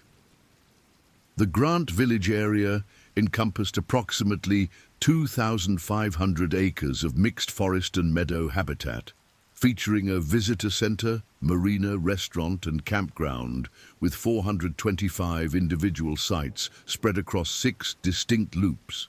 The area's popularity stemmed from its stunning lakefront location, excellent fishing opportunities, and convenient access to some of the park's most spectacular thermal features and hiking trails. The campground itself was a marvel of careful planning and environmental sensitivity. Each loop had been designed to minimize impact on existing vegetation while providing visitors with a sense of privacy and connection to nature. Loop A, nearest the lake, featured 50 premium sites with partial views of Yellowstone Lake's pristine waters. Loop B, situated on slightly higher ground, offered excellent views of the surrounding mountains and contained 60 sites popular with RV travelers. Loops C, D, E, and F sprawled through dense stands of lodgepole pine and Engelmann spruce, providing shade and windbreak while maintaining the natural forest canopy that helped define the Yellowstone camping experience. Each campsite included a picnic table, fire ring, and food storage locker designed to prevent wildlife encounters. The bear-proof lockers, manufactured by Garcia Machine Company and meeting stringent interagency grizzly bear committee standards, were constructed of heavy-gauge steel with complex locking mechanisms that required human dexterity to operate. Signs throughout the campground reminded visitors in multiple languages of the critical importance of proper food storage, the $5,000 fine for feeding wildlife, and the very real dangers posed by Yellowstone's large predators. Despite these precautions and extensive educational efforts, human-wildlife conflicts remained a constant concern in the Grant Village area. The region's location within prime grizzly bear habitat meant that bears regularly traveled through the campground and adjacent day-use areas, particularly during late summer when whitebark pine nuts and other natural food sources began to ripen. Ethan and his colleagues had documented over 200 bear sightings in the Grant Village vicinity during the current season, including several incidents where improperly stored food had attracted bears directly into campsites. The morning of August 29th found Ethan conducting his routine pre-dawn patrol of the campground, checking for any overnight wildlife activity, ensuring that all food storage lockers were properly secured, and identifying any potential safety hazards that might have developed during the night. He drove slowly through each loop in his official Park Service vehicle, a Ford F-150 equipped with emergency medical supplies, radio communication equipment, and specialized wildlife management tools, including bear spray, noise-making devices, and rubber bullets for non-lethal deterrence. As he completed his circuit through Loop F, Ethan's radio crackled to life with the voice of Dispatch Supervisor Carol Ann Peterson, a 28-year veteran of park operations who served as the central communications hub for all ranger activities in the Grant Village sector. Carol's voice carried the professional calm that came from years of coordinating emergency responses. But Ethan detected an underlying note of concern that immediately captured his attention. "Ranger Rogers, this is Dispatch. We've received a report of bear activity in campsite D23. Campers report a large bear investigating their site approximately 30 minutes ago. No injuries reported, but family is requesting immediate assistance. Please respond and advise." Ethan immediately grabbed his radio and responded while turning his vehicle toward Loop D. "Dispatch, this is Rogers, en route to D23. ETA 3 minutes. Any additional details on bear description or current location?" Carol's response came quickly. "Rogers, reporting party describes a large brown-colored bear, estimated weight 400 to 500 pounds. Bear reportedly approached their tent around 6:15 a.m., investigated their campsite for approximately 10 minutes, then moved off toward the tree line on the east side of the loop. Family has secured themselves in their vehicle and is requesting evacuation assistance." The description immediately raised red flags for Ethan. A large brown bear in this area almost certainly meant a grizzly, and the reported size suggested either a large adult male or a female with cubs nearby. Either scenario presented significant safety concerns, particularly if the bear had been attracted to the campsite by improperly stored food or scented items. The timing of the encounter also concerned Ethan, as dawn and dusk were peak activity periods for grizzly bears, when their natural foraging behavior brought them into most frequent conflict with human activities. As Ethan navigated the narrow campground roads toward Loop D, his mind automatically ran through the established protocols for human-bear conflict resolution. The first priority was always ensuring human safety through immediate evacuation of the affected area. The second priority involved determining what had attracted the bear and eliminating those attractants to prevent repeat encounters. The third priority focused on monitoring the bear's behavior and location to assess whether management action was necessary to protect both wildlife and future visitors. Campsite D23 occupied a particularly scenic location approximately 400 yards from the main campground road, nestled in a small clearing surrounded by mature lodgepole pines and offering partial views of Yellowstone Lake through breaks in the forest canopy. The site's relative isolation made it popular with visitors seeking a more primitive camping experience, but it also meant that any wildlife encounters occurred with minimal natural barriers between humans and animals. As Ethan approached the campsite, he could see a silver Honda Pilot parked beside a large dome tent, with 5 people visible through the vehicle's windows. The occupants appeared calm but alert, and Ethan noted with approval that they had followed proper safety procedures by immediately securing themselves in their vehicle rather than attempting to confront or flee from the bear. Their camping equipment remained scattered around the site, providing Ethan with important clues about what might have attracted the bear's attention. Ethan parked his truck approximately 50 yards from the campsite and conducted a careful visual scan of the surrounding area before exiting his vehicle. The early morning light filtered through the pine canopy in long golden shafts that created dramatic patterns of light and shadow across the forest floor. Bird songs echoed through the trees, but Ethan noted the absence of the chattering alarm calls that often indicated the presence of large predators.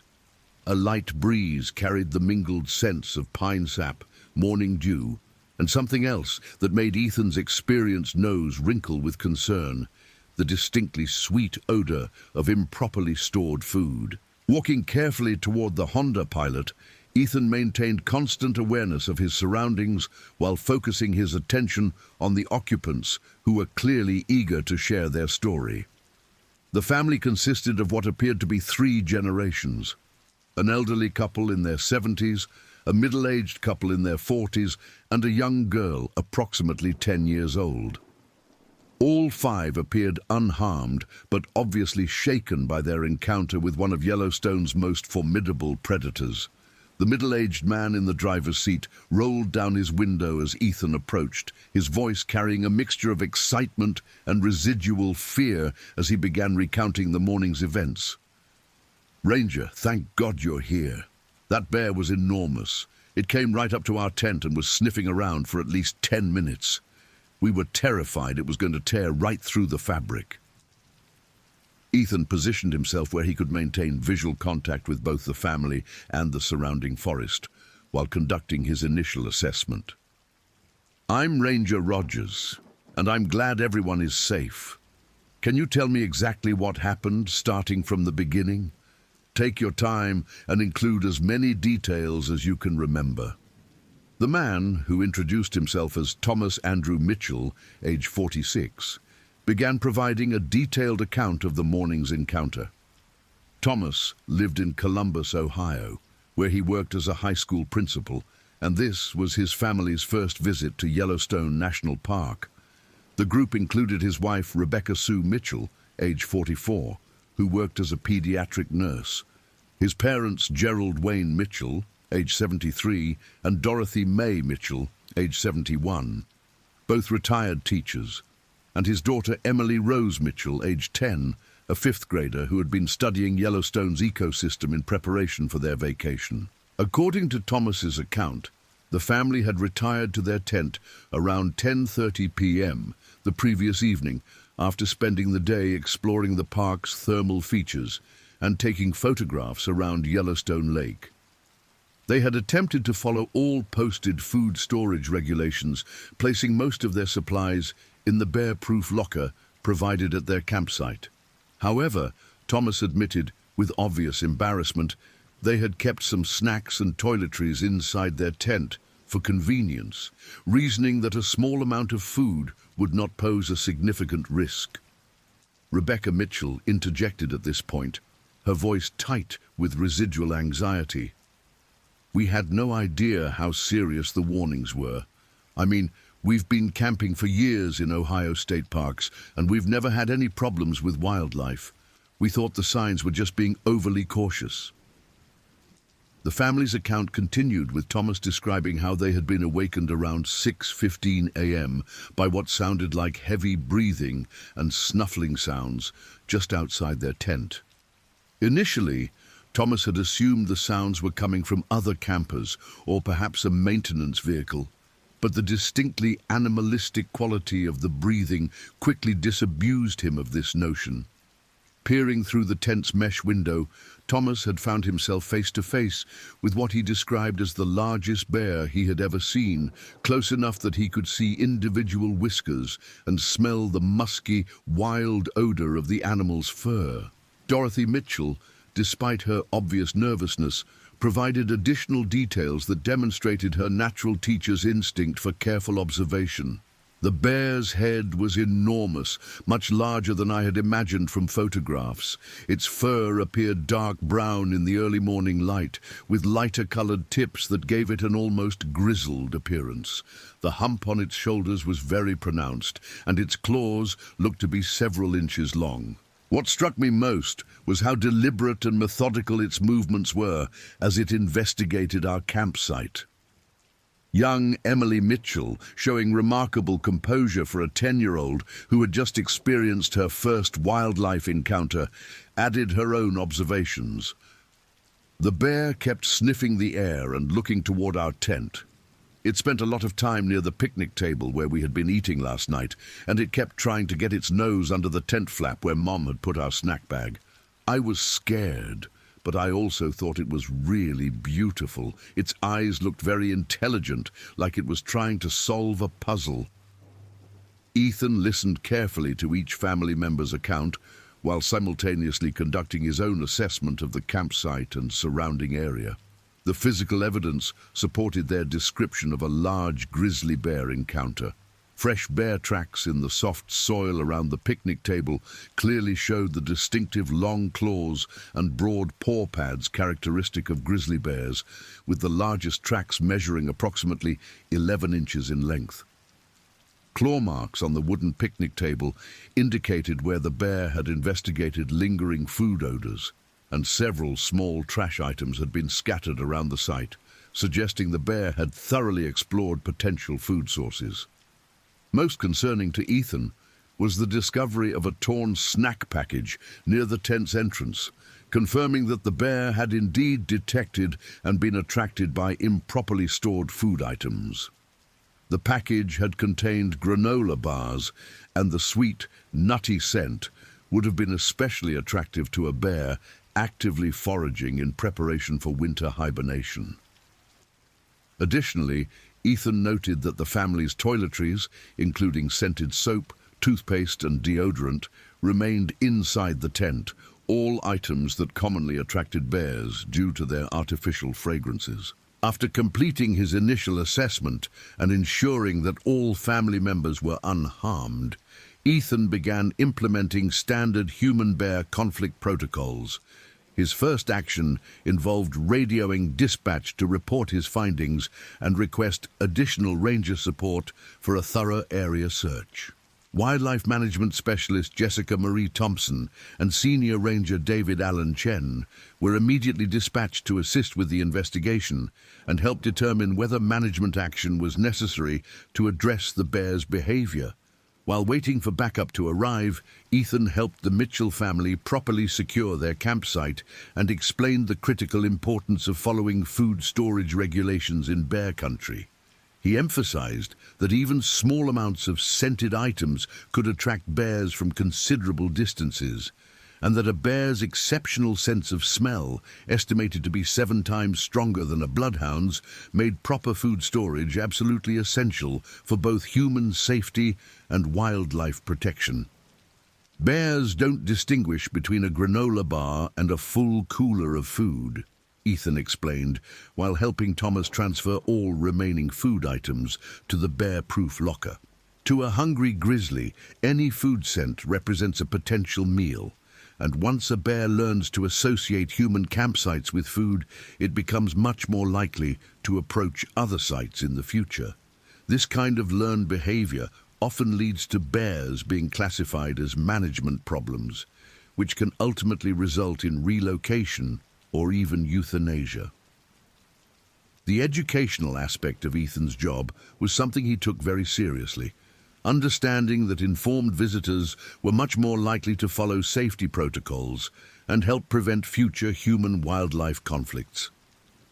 He spent considerable time explaining grizzly bear behavior, emphasizing that the bear's investigation of their campsite was completely natural foraging behavior rather than aggressive intent. Bears, Ethan explained, were naturally curious and opportunistic feeders, particularly during late summer when they needed to consume enormous quantities of food to build fat reserves for winter hibernation.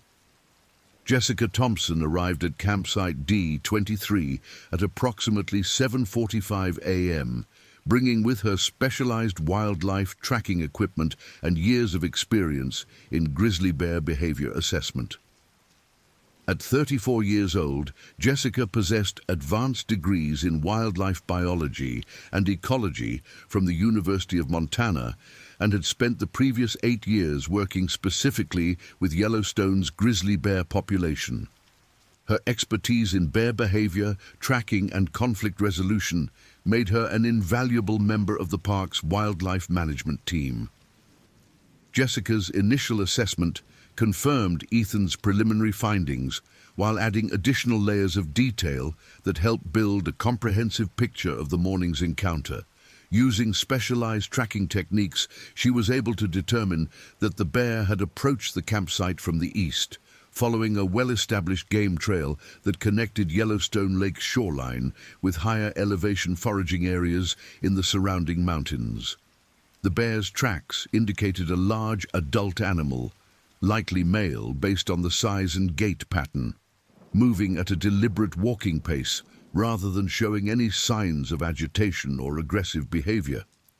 This appears to be a natural foraging encounter rather than a predatory or defensive situation, Jessica explained to Ethan, while examining the physical evidence around the campsite. The track pattern shows the bear spent considerable time investigating scent sources, which is typical behavior when an animal discovers food odors. The lack of property damage beyond minor scratching on the picnic table suggests the bear was attempting to locate food sources rather than displaying territorial or aggressive behavior. David Chen's arrival at 8:15 a.m. brought additional resources and perspective to the investigation.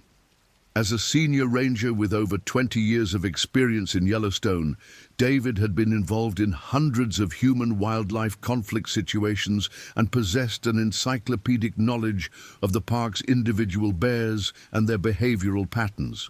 His weathered face and calm demeanor reflected decades of experience dealing with complex wilderness situations, and his reputation for sound judgment made him a trusted advisor to both colleagues and park leadership. David's examination of the bear sign around campsite D23 led him to a tentative identification of the animal involved in the morning's encounter.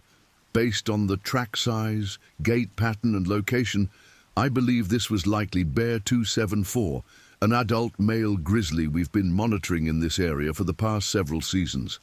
He's approximately 15 years old, estimated weight around 450 pounds, and has a documented history of investigating human food sources, though he's never shown aggressive behavior toward people. Bear 274 was well known to Yellowstone's wildlife management team as one of the park's more prominent male grizzlies. First captured and radio-collared as a 3-year-old in 2012, the bear had been tracked continuously for over a decade, providing valuable data about grizzly bear behavior, movement patterns, and habitat use. His home range encompassed approximately 800 square miles of prime grizzly habitat, stretching from Yellowstone Lake north to the Lamar Valley and including portions of some of the park's most popular visitor areas. Over the years, Bear 274 had been involved in several minor human food conflicts, typically involving improperly stored food at backcountry campsites or day-use areas. However, his responses to these encounters had consistently been non-aggressive, focusing on obtaining food rather than confronting humans. This behavioral pattern, while concerning from a management perspective, suggested that direct physical danger to humans was relatively low as long as proper safety protocols were followed. The presence of Bear 274 in the Grant Village area during late August was consistent with his known seasonal movement patterns. Wildlife tracking data showed that he typically spent early summer in higher elevation areas, following the snowmelt to access emerging vegetation and early berry crops. As summer progressed, he gradually moved to lower elevations, spending late August and September in areas where whitebark pine nuts, huckleberries, and other high-calorie food sources became available. While the 3 rangers conducted their investigation and worked with the Mitchell family to properly secure their campsite, the morning routine of Grant Village Campground continued around them. Early rising campers began emerging from tents and RVs to start coffee and prepare breakfast, many unaware of the wildlife encounter that had occurred just a few hundred yards away. The sounds of camping life gradually increased, The hiss of camp stoves, the clatter of cookware, conversations in multiple languages as international visitors began their daily park adventures, and the occasional bark of dogs whose owners had received special permits to bring pets into designated areas of the park. Ethan was acutely aware that the presence of a large male grizzly in the immediate area posed ongoing safety concerns for all campground visitors. Standard protocol required implementing temporary area closures and increased patrol presence whenever fresh bear sign was discovered in developed areas. The decision of whether to close the affected campground loop or implement less restrictive management measures would depend on several factors, including the bear's current location, behavior patterns, and the level of attractants present in the area. At 9:30 a.m., after completing their initial investigation and ensuring the Mitchell family's immediate safety, the three rangers convened to discuss management options and develop an action plan for addressing the ongoing situation. Their discussion took place near Ethan's ranger vehicle, positioned to provide clear sightlines in all directions while maintaining radio contact with other park units and emergency services. Given the evidence of food conditioning and the bear's willingness to closely approach occupied campsites, I think we need to implement at least a temporary closure of Loop D, Jessica recommended, her voice carrying the authority of her specialized expertise. Bear 274's behavior this morning represents an escalation from his previous encounters, and the presence of improperly stored food suggests that other campers in the area may be creating similar attractant situations. David nodded in agreement while reviewing the tracking data on his handheld GPS unit. Jessica's right about the escalation concern. While 274 hasn't shown aggressive behavior, his willingness to investigate occupied campsites during daylight hours indicates increasing habituation to human presence. Combined with the food conditioning factor, this could lead to more serious conflicts if we don't take proactive management action. Ethan found himself considering multiple factors as he weighed the ranger's recommendations against the practical implications of implementing area closures during peak visitor season. Closing Loop D would require relocating approximately 60 camping parties, many of whom had reserved their sites months in advance and traveled considerable distances to experience Yellowstone. However, the safety of park visitors had to take absolute priority over convenience or economic considerations.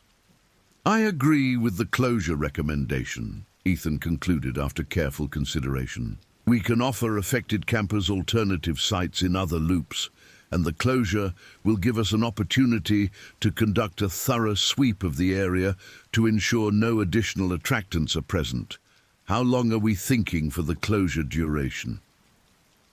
The discussion of closure duration involved complex calculations based on grizzly bear behavior patterns, seasonal movement tendencies, and historical data from similar situations. Bears that had been attracted to human food sources often continued to investigate the same areas for several days or even weeks, particularly if they had successfully obtained food during their initial encounter. However, if no additional food sources were available, most bears would eventually resume their natural foraging patterns and move on to more productive areas. I'd recommend a minimum 72-hour closure to start, Jessica suggested. That gives us time to monitor 274's movements and behavior while ensuring that any residual food scents have dissipated.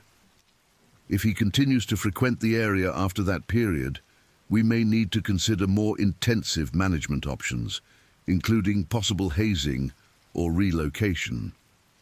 As the rangers finalized their management plan and prepared to begin implementing the loop closure, Ethan's radio crackled with an urgent transmission from dispatch supervisor Carol Peterson. Her voice carried an uncharacteristic edge of tension that immediately captured the attention of all three rangers and suggested that a new situation was developing somewhere within their operational area. All units in Grant Village sector, We have a priority call developing at campsite B17. Multiple reports of a large bear in the immediate campsite area, with family members unable to reach their vehicle. Ranger assistance requested immediately. This is not a drill. Ethan felt his pulse quicken as he processed the implications of Carol's transmission. Campsite B17 was located in Loop B, approximately half a mile from their current location, and in an area they had not yet had an opportunity to patrol for fresh bear sign. The fact that campers were unable to reach their vehicle suggested a much more serious situation than the relatively benign encounter they had just finished investigating, potentially involving a bear that was actively defending a food source or displaying territorial behavior. Dispatch. This is Ranger Rogers. 3 Ranger team currently at D23 will respond immediately to B17, ETA approximately 5 minutes. Any additional information on bear description or camper status? Carol's response came quickly. Rogers, reporting party describes bear as very large, dark brown, currently positioned between family and their vehicle. Family of 4 currently secured in tent but requesting immediate evacuation assistance. Multiple other campers in area reporting bear sightings over past 30 minutes. The description of multiple bear sightings over an extended time period immediately raised additional concerns for Ethan and his colleagues. It was possible that Bear 274 had moved from Loop D to Loop B, following scent trails or investigating additional food sources in the area. However, it was also possible that multiple bears were active in the Grant Village area simultaneously, a scenario that would significantly complicate management efforts and increase the potential for serious human-wildlife conflicts. As the 3 Rangers quickly loaded their equipment and prepared to respond to the emergency call, Ethan took a moment to radio dispatch with instructions for managing the ongoing situation at campsite D23. Carol, please advise the Mitchell family that they need to remain in their vehicle until we return.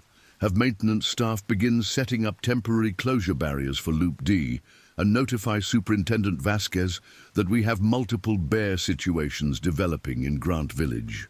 Done. The drive from Loop D to Loop B took the Rangers through the heart of Grant Village campground, providing them with an opportunity to observe normal camping activities while remaining alert for any signs of additional bear activity.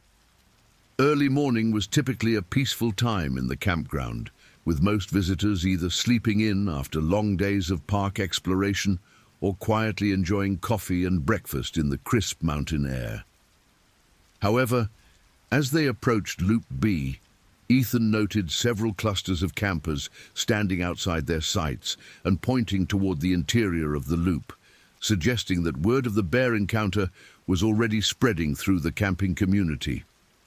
Loop B occupied higher ground than most other areas of the campground, providing excellent views of Yellowstone Lake and the surrounding mountains, while featuring larger, more open campsites that were particularly popular with RV travelers and larger family groups. The loop's design incorporated more open meadow areas and fewer dense tree stands than other sections of the campground, theoretically providing better visibility for both campers and wildlife, but also reducing natural barriers that might deter bear movement through the area.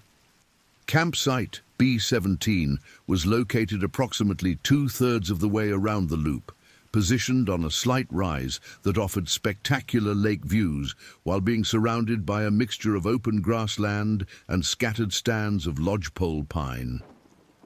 As the Rangers' convoy approached the site, Ethan could immediately see the situation that had prompted the emergency call. A massive grizzly bear, clearly larger than the animal that had investigated the Mitchell campsite, was positioned directly beside a large travel trailer, methodically investigating what appeared to be an overturned trash container. The bear was indeed enormous, easily weighing 500 to 600 pounds, and displaying the distinctive shoulder hump, dished face profile, and long claws that clearly identified it as a mature male grizzly. Its dark brown fur appeared almost black in the morning shadows, with lighter guard hairs creating a grizzled appearance that spoke to the animal's age and experience. Most concerning to Ethan was the bear's body language. Rather than the curious but cautious demeanor displayed by Bear 274 at the earlier encounter, this animal appeared focused and determined, showing the kind of single-minded, food-seeking behavior that could quickly escalate to aggressive defense if the bear felt threatened or challenged.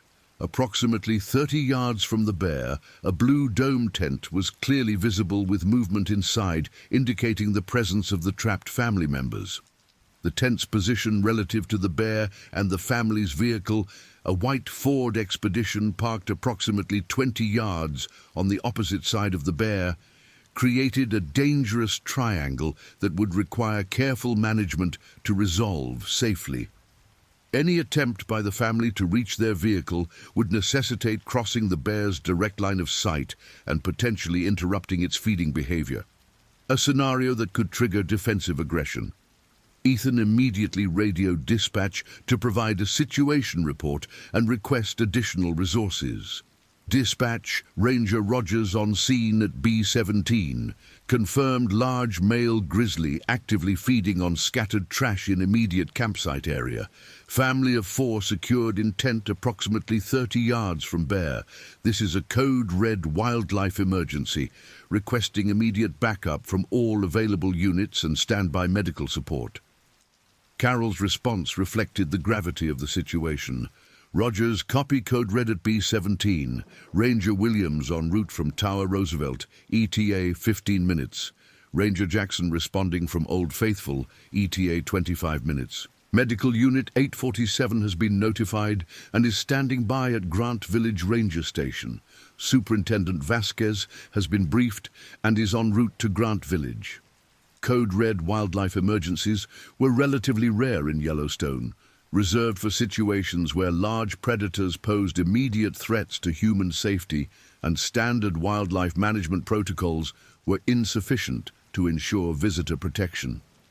The designation automatically triggered enhanced response procedures, including immediate notification of park leadership, coordination with local emergency medical services, and preparation for potential lethal management action if non-lethal options proved ineffective.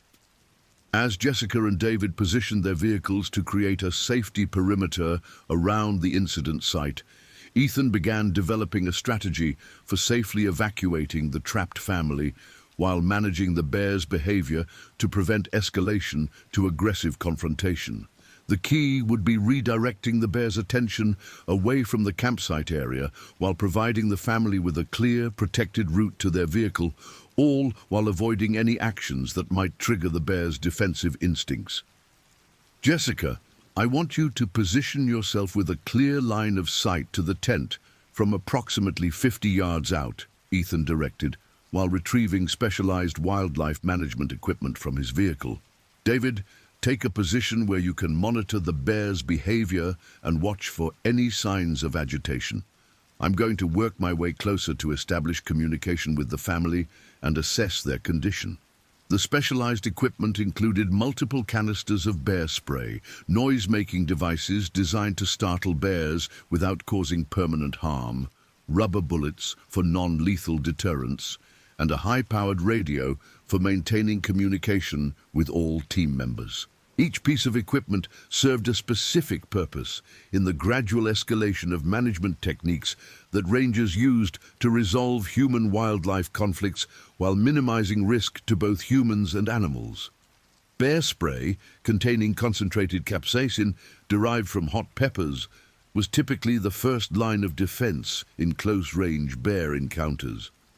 The spray created a temporary but intense irritation of the bear's eyes and respiratory system, usually causing the animal to retreat while inflicting no permanent damage.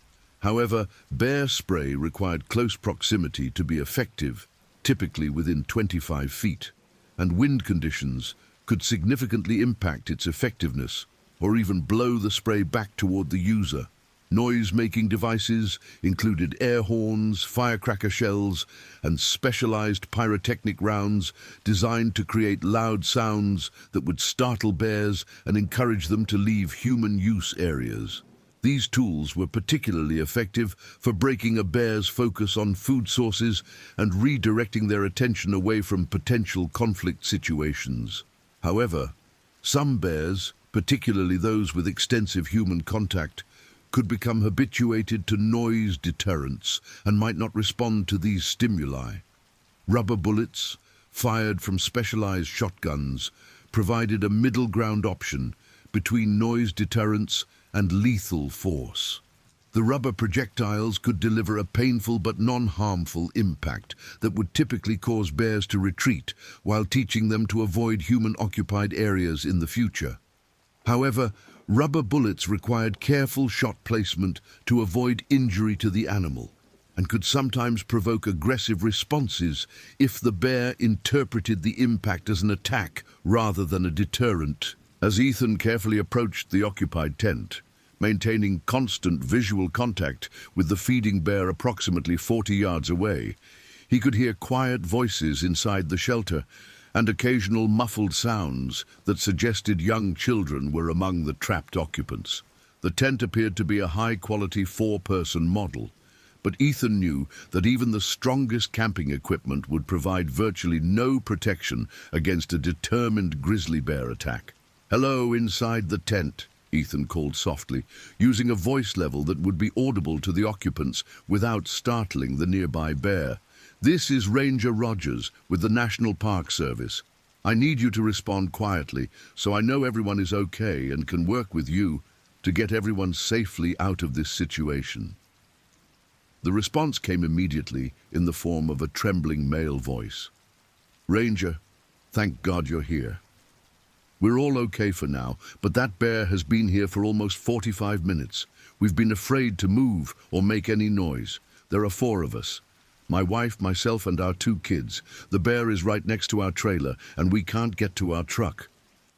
Ethan quickly assessed the family's position and condition while developing a more detailed evacuation plan.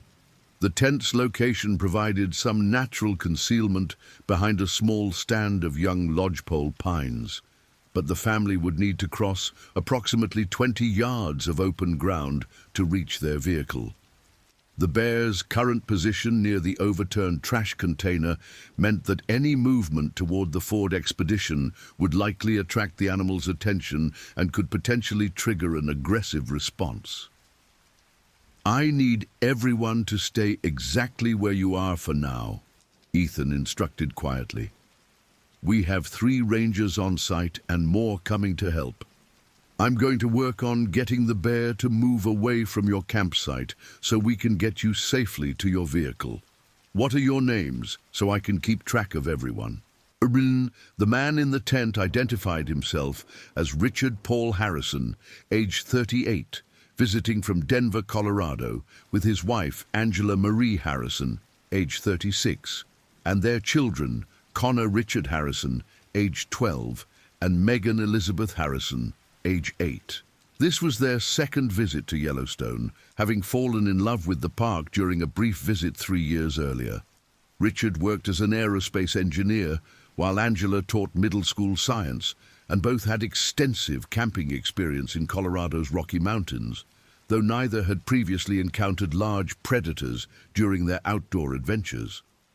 According to Richard's whispered account, their morning had begun normally around 6:30 a.m., when Angela had left the tent to start coffee and prepare breakfast for the family. She had discovered that their trash bag, which they thought they had properly secured in the bear-proof container, had somehow been pulled out and scattered around their campsite. Before she could investigate further, the massive grizzly had emerged from the tree line and immediately focused on the scattered garbage.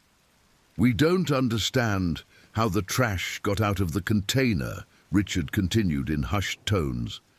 "We followed all the instructions and thought we had locked it properly. Angela barely had time to get back in the tent before the bear was right on top of the scattered food. It's been eating and investigating our campsite ever since." The failure of the bear-proof container was particularly concerning to Ethan, as these storage systems were specifically designed to prevent exactly this type of situation. There were several possible explanations: mechanical failure of the locking mechanism, improper closure by the campers, or deliberate tampering by other visitors.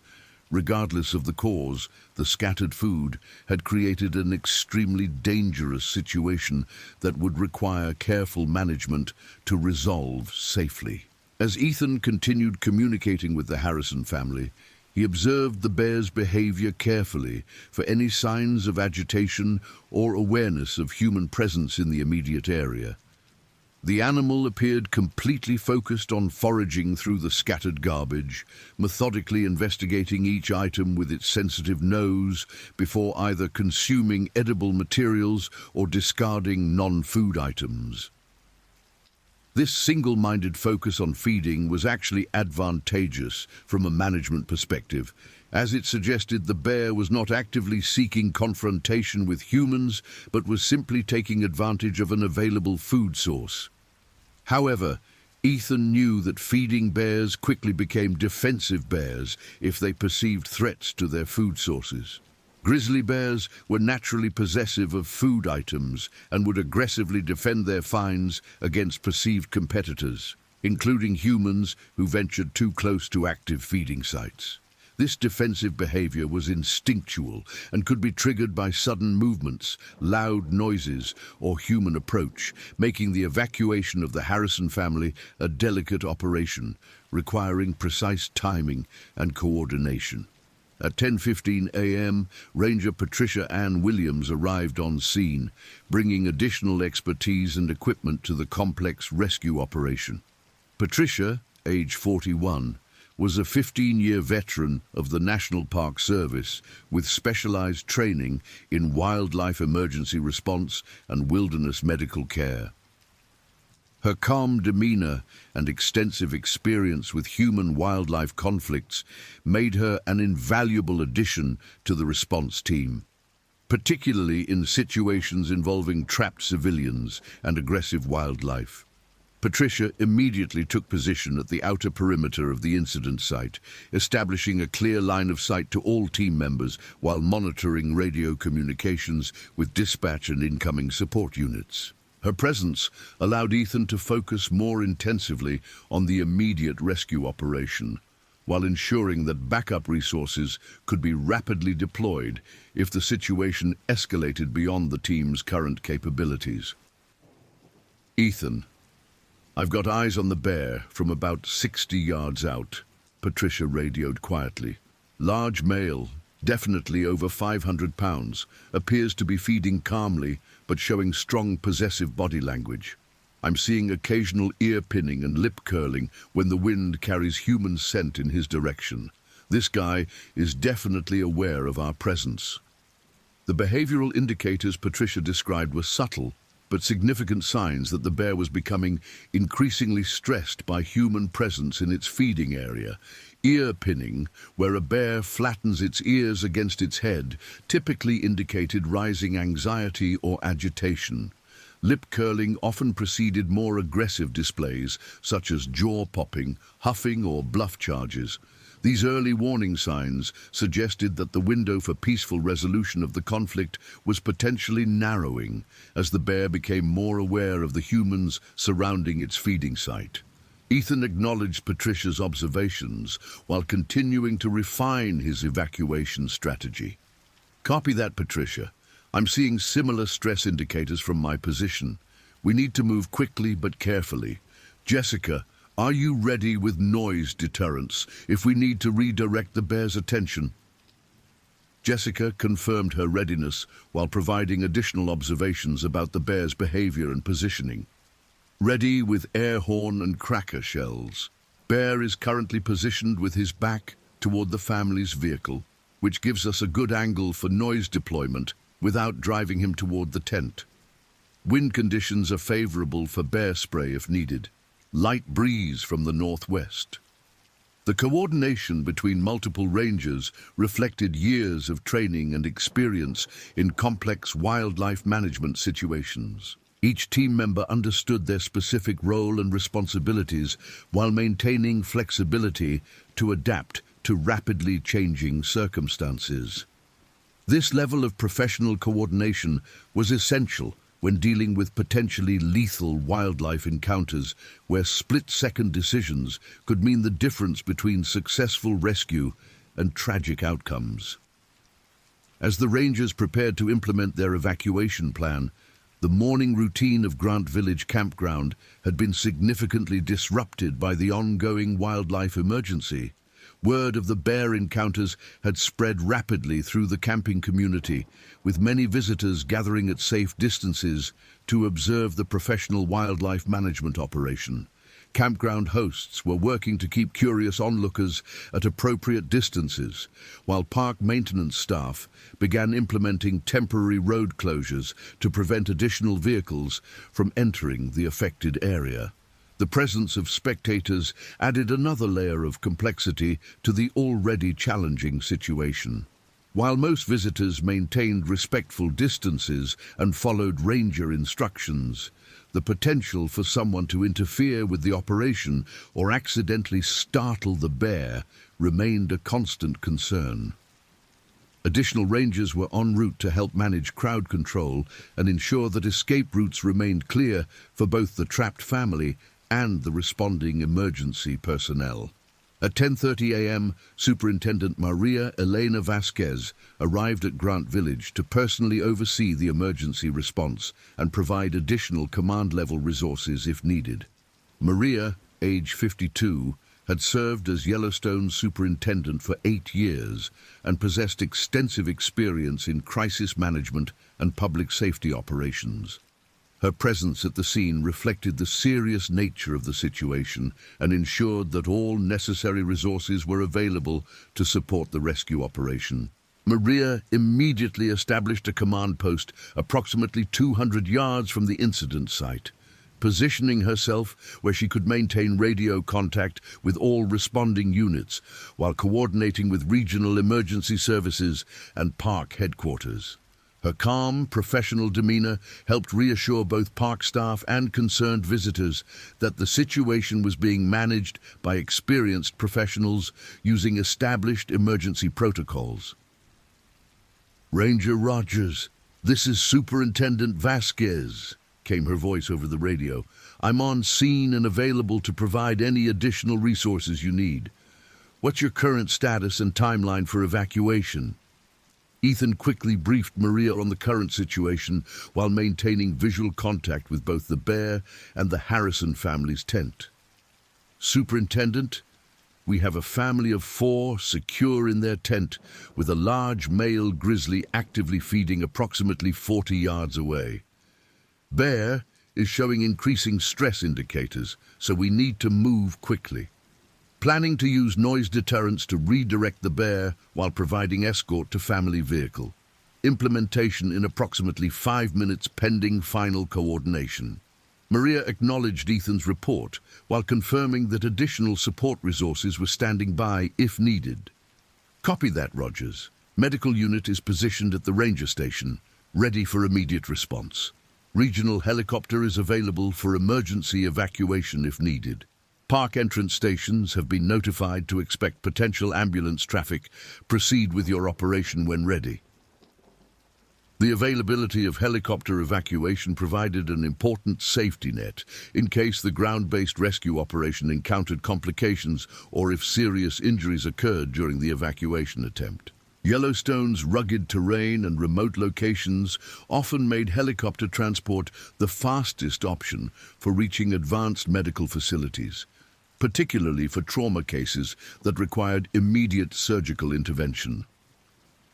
As the rescue team prepared for the final phase of their operation, Ethan took a moment to provide detailed instructions to the Harrison family about what to expect during their evacuation and how they could best assist in ensuring everyone's safety.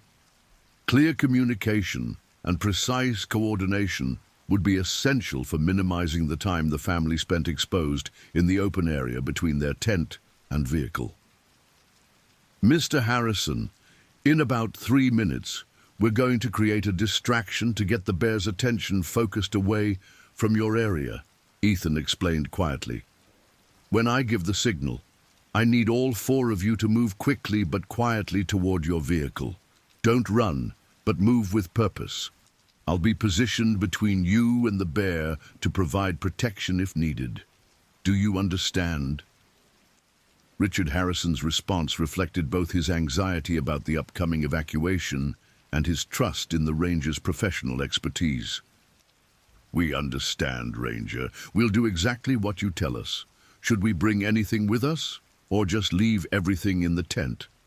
Leave everything, Ethan instructed firmly.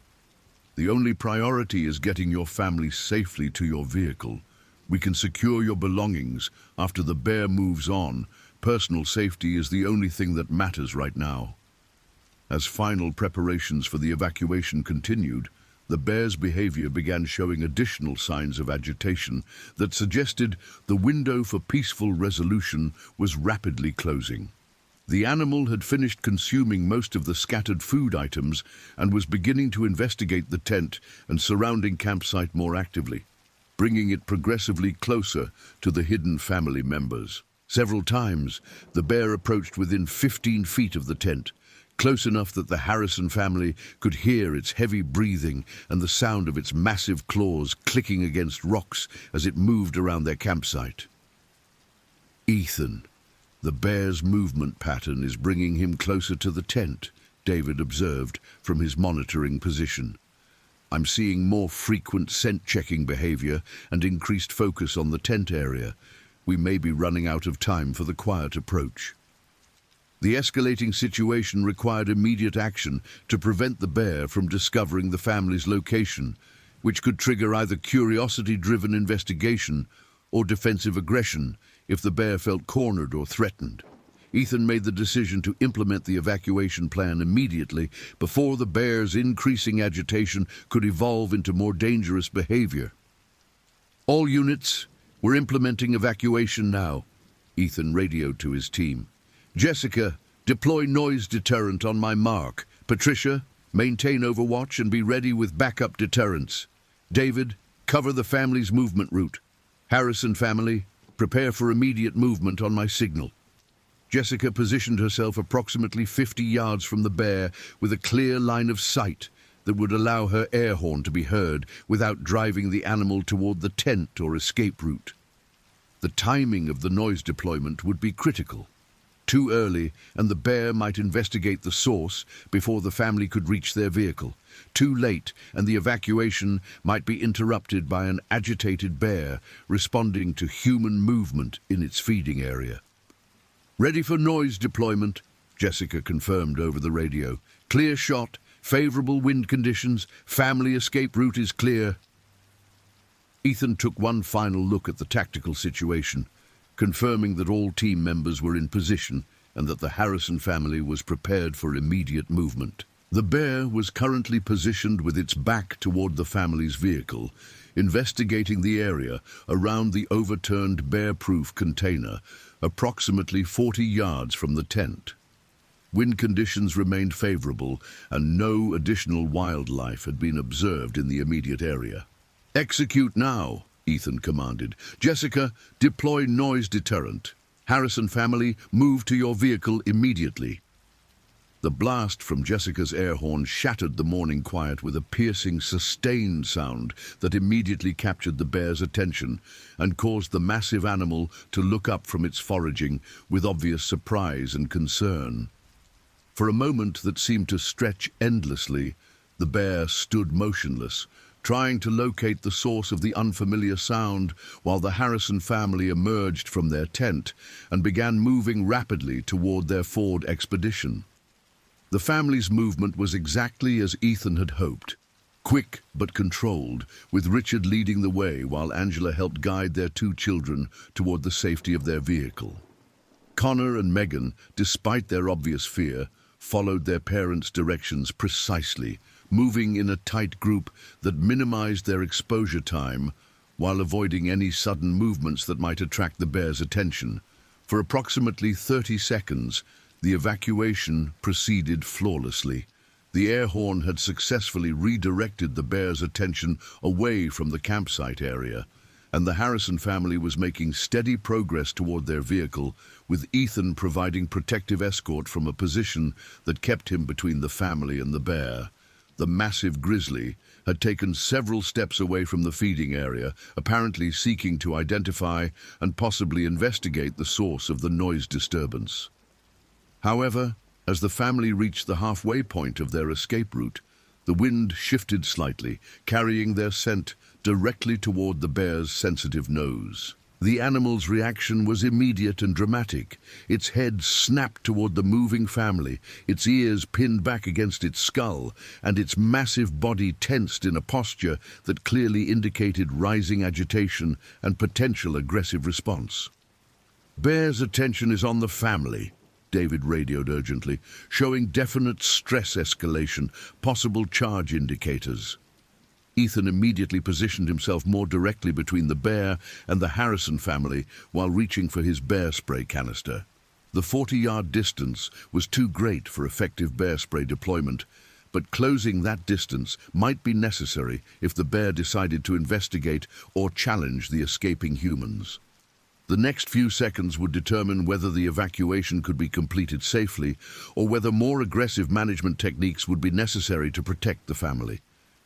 The bear took 3 deliberate steps toward the moving family before stopping and rising on its hind legs to get a better view of the situation. Standing upright, the massive animal reached a height of nearly 8 feet, its powerful forequarters and distinctive shoulder hump making it an intimidating presence that dominated the landscape. This behavior, while often interpreted as aggressive by inexperienced observers, was actually investigative in nature, allowing the bear to use its superior height to better assess potential threats or opportunities in its environment. "Family, continue moving to your vehicle, but don't run," Ethan instructed firmly while maintaining his position between the bear and the escaping humans. "Bear is investigating, but not showing immediate charge indicators. Keep moving steadily." Angela Harrison later described those final 20 yards to their vehicle as the longest distance she had ever traveled, with each step feeling like it took an eternity while she fought the overwhelming urge to run or look back at the massive predator that was actively watching their movements. Her children, showing remarkable composure for their ages, continued following their parents' directions while clearly struggling with their own fear and anxiety about the unfolding situation. As the Harrison family reached their Ford Expedition and began climbing inside, the bear dropped back to all 4 legs and took several more steps in their direction, apparently trying to better understand what was happening in its feeding area.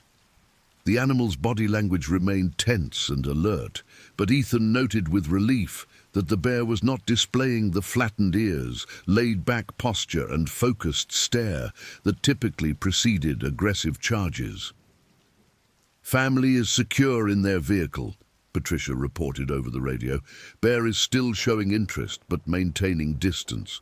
No immediate charge indicators visible from my position." The successful evacuation of the Harrison family represented a significant achievement in a potentially deadly situation, but Ethan knew that the incident was far from resolved.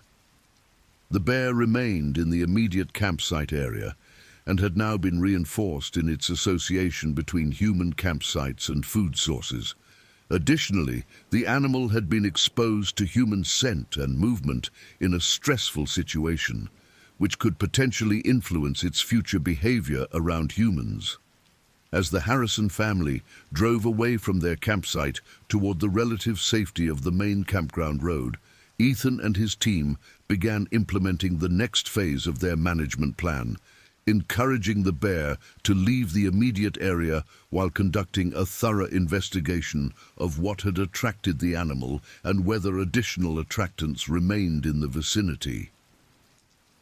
"Jessica, maintain visual contact with the bear while I investigate the trash situation," Ethan instructed.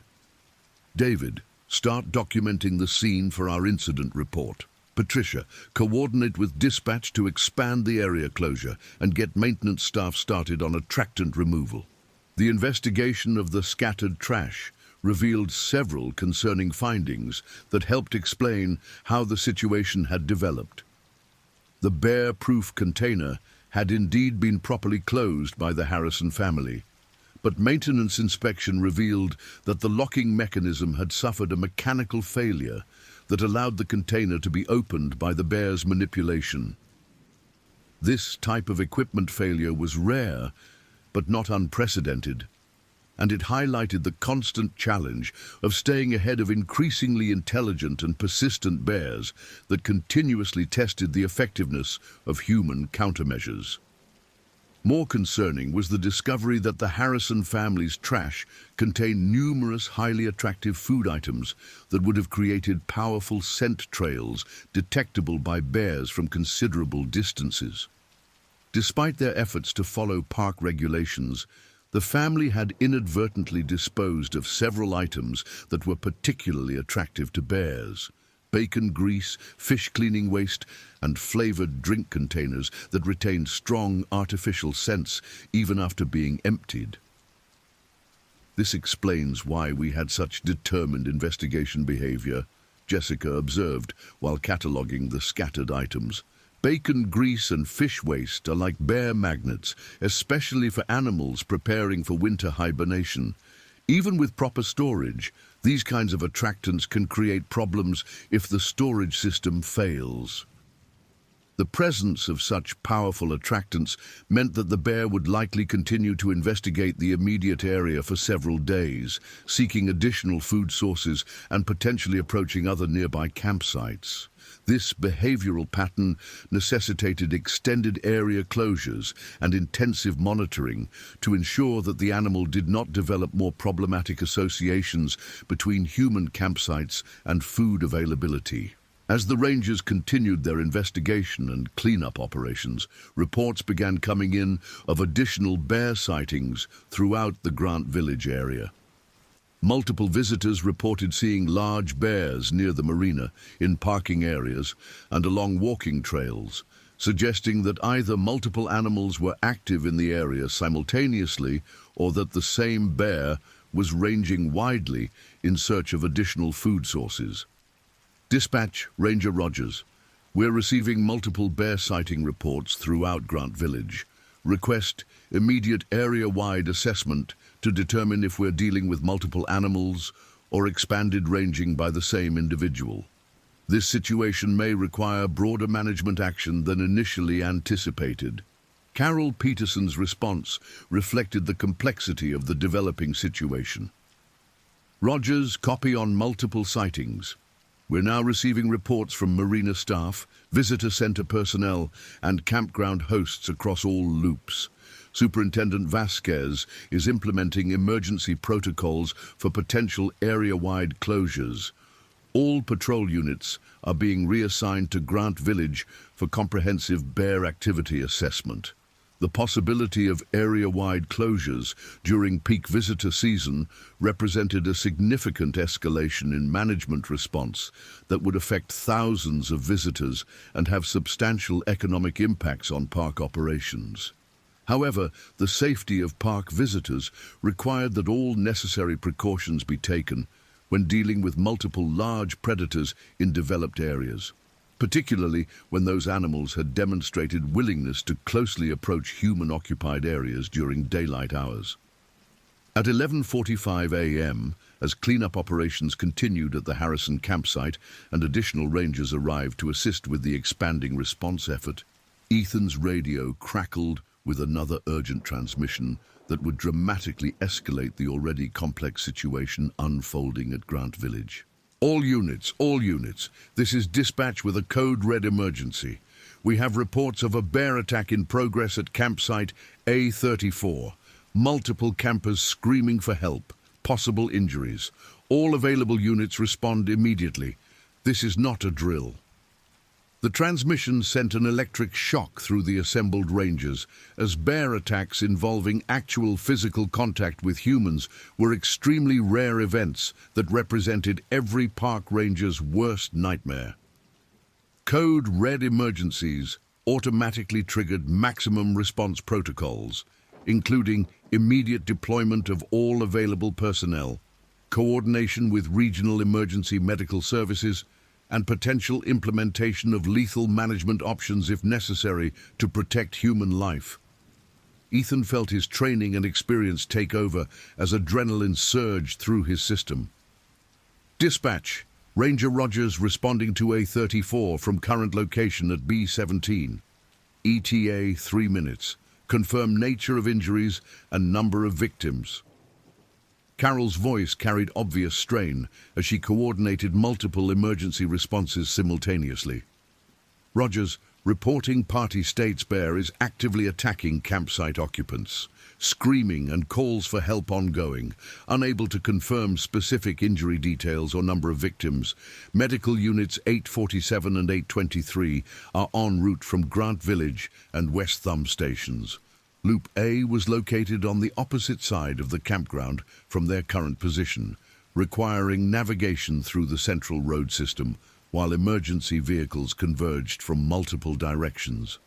As Ethan drove rapidly toward the reported attack site, he mentally reviewed the protocols for active bear attack response, understanding that such situations required immediate intervention to prevent fatal injuries while balancing the safety of responding personnel. Active bear attacks typically fell into two categories: defensive encounters where bears felt threatened or cornered and responded with aggression to protect themselves or their young, and predatory attacks where bears viewed humans as potential prey items. Defensive attacks, while terrifying and potentially injurious, often ceased once the perceived threat was eliminated or the bear was able to escape. Predatory attacks, though much rarer, were potentially fatal and required immediate intervention to prevent loss of human life. Jessica, Patricia, David maintain standard formation approach to A34. Ethan radioed to his team. Potential lethal force situation. All units prepare appropriate equipment. Unknown number of victims, unknown bear behavior pattern. Exercise maximum caution on approach. The drive to campsite A34 seemed to take an eternity despite lasting only 3 minutes. As they approached Loop A, Ethan could hear screaming and shouting that confirmed the ongoing nature of the emergency. Multiple campers had emerged from nearby sites and were pointing toward the interior of the loop while maintaining safe distances from whatever was happening at Site A34.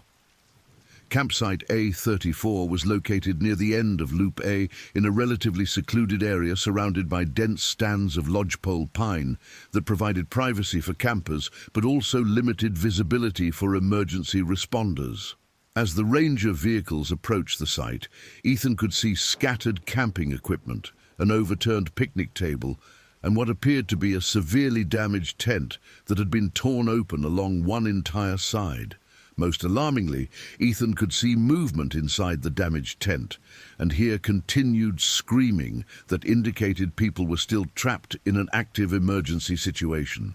A massive grizzly bear, even larger than the animal they had encountered at campsite B17, was positioned partially inside the destroyed tent, apparently focused on something within the shelter that was provoking continued aggressive behavior.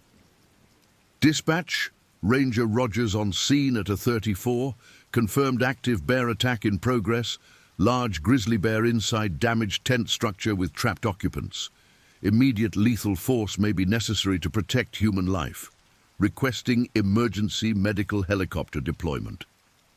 The decision to potentially use lethal force against a protected species was not one that any ranger made lightly. But Park Service protocols were clear that human life took absolute priority over wildlife conservation when the two came into direct conflict. Ethan and his colleagues had trained extensively for such scenarios, understanding that hesitation in truly life-threatening situations could result in preventable human fatalities. As the Rangers approached campsite A34 with weapons ready, the massive bear suddenly emerged from the damaged tent, blood visible on its muzzle and forequarters. The animal's eyes showed a level of agitation and focus that was completely different from the food-seeking behavior they had observed earlier in the morning. This bear was displaying the kind of intense, predatory focus that indicated a potentially fatal encounter in progress. "All units, prepare for immediate engagement," Ethan commanded, while positioning himself for a clear shot that would not endanger any potential survivors inside the tent. Unknown condition of tent occupants. Bear showing predatory behavior indicators. Stand by for lethal force authorization. The massive grizzly, now fully emerged from the tent, stood approximately 8.5 feet tall on its hind legs, while scanning the approaching rangers with obvious awareness of their presence. Blood on the animal's fur and around its mouth indicated that serious injuries had already occurred, making immediate intervention essential to prevent additional harm to any survivors within the damaged shelter. However, as Ethan prepared to take the shot that would end the bear's life and potentially save human lives, the situation took an unexpected turn that would change everything about how the morning's events would be remembered and investigated. The movement inside the tent that had appeared to indicate trapped victims suddenly resolved into something completely different.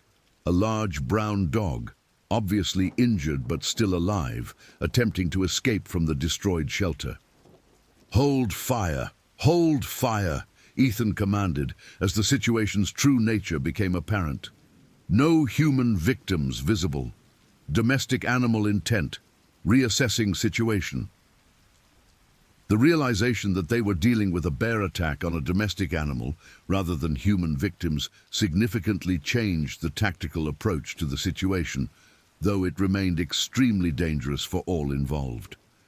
Bears that had killed or injured domestic animals often became highly possessive of their prey and would aggressively defend it against any perceived threats, including human intervention efforts.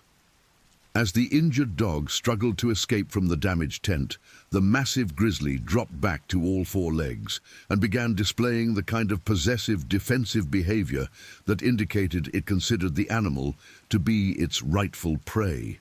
The bear's body language showed classic resource guarding, lowered head, flattened ears, and a tense posture that clearly communicated its willingness to fight to defend its claimed food source. "Jessica, Patricia, establish perimeter positions with clear fields of fire," Ethan directed while maintaining his weapon's sight picture on the massive bear.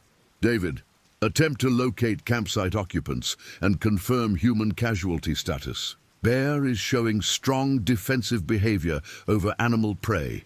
The search for the campsite's human occupants quickly revealed that they had successfully escaped to their vehicle, a silver Honda CR-V parked approximately 30 yards from the destroyed campsite. Through the vehicle's windows, 4 people were visible, 2 adults and 2 children, all appearing unharmed, but obviously traumatized by witnessing the attack on their pet. Their successful escape explained why no human casualties had occurred despite the violent destruction of their campsite. David approached the Honda CR-V carefully, while maintaining awareness of the bear's location and behavior. "Sir, this is Ranger Chen with the National Park Service. Is everyone in your vehicle unharmed? We need to confirm that no one requires medical attention."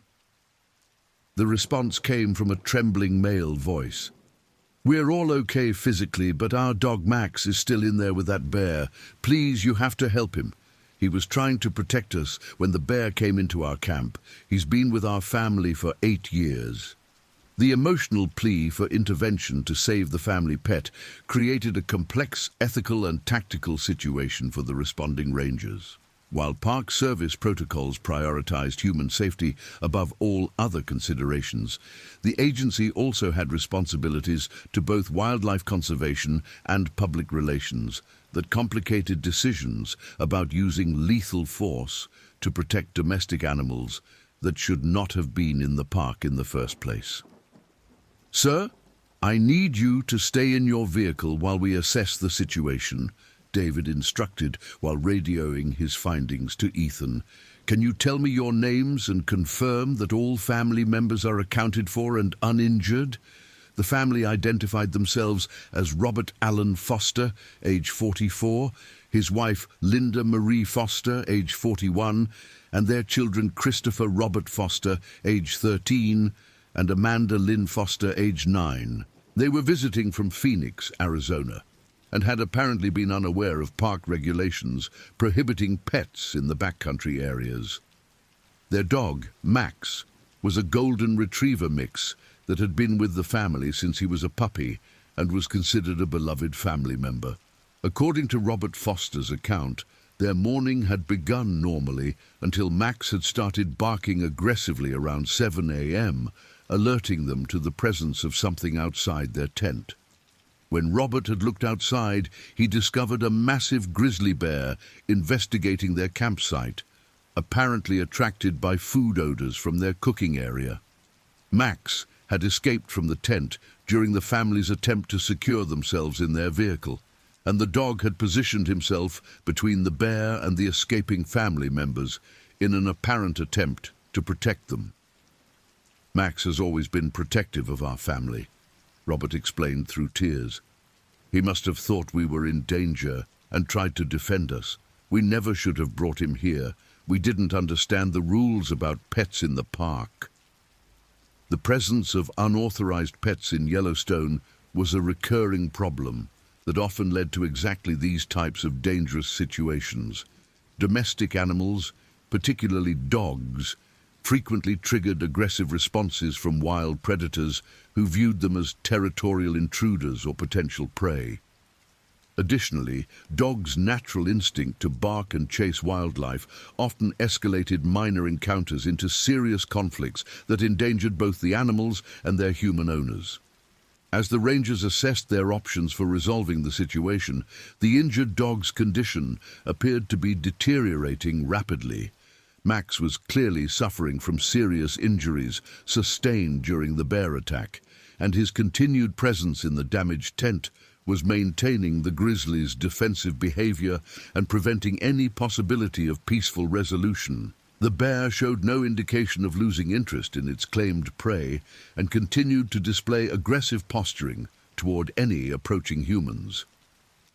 Ethan, dog, appears to be severely injured. Possible spinal damage based on movement limitations, Jessica reported from her observation position. Bear is maintaining strong defensive posture and showing escalating aggression toward human presence. Animal appears to be suffering significantly. The assessment of the dog's injuries added another layer of complexity to an already difficult situation. If Max was indeed suffering from serious spinal or internal injuries, the most humane course of action might be to end his suffering rather than attempting a dangerous rescue operation that could endanger human lives. However, making such decisions about family pets in front of their owners required extreme sensitivity and careful consideration of all available options. Superintendent Vasquez arrived on scene at 12:15 p.m. as the Rangers continued assessing the tactical situation and exploring potential resolution strategies. Her presence provided command-level authority for making difficult decisions about resource allocation and management approaches that could have significant consequences for both human safety and public perception of Park Service operations. Ranger Rogers, what's our current status and what options are we considering? Maria asked while observing the scene from a safe distance that allowed her to maintain overall situational awareness without interfering with tactical operations. Ethan provided a comprehensive briefing on the situation while continuing to monitor the bear's behavior for any changes that might indicate escalating aggression or diminishing defensive focus. Superintendent, we have a large male grizzly that has killed or seriously injured a domestic dog at Site A34. Family of 4 is safe in their vehicle, no human injuries. Bear is displaying strong defensive behavior over animal prey. Options include waiting for bear to leave naturally, using non-lethal deterrents to drive bear away, or lethal force if bear poses continued threat to human safety. Each option presented significant challenges and potential complications. Waiting for the bear to leave naturally could take hours or even days, during which time the animal would become increasingly possessive of its prey and more likely to defend it aggressively against human intervention. Non-lethal deterrence might successfully drive the bear away, but could also provoke a defensive charge or simply cause the animal to move to a different location within the campground where it might pose threats to other visitors.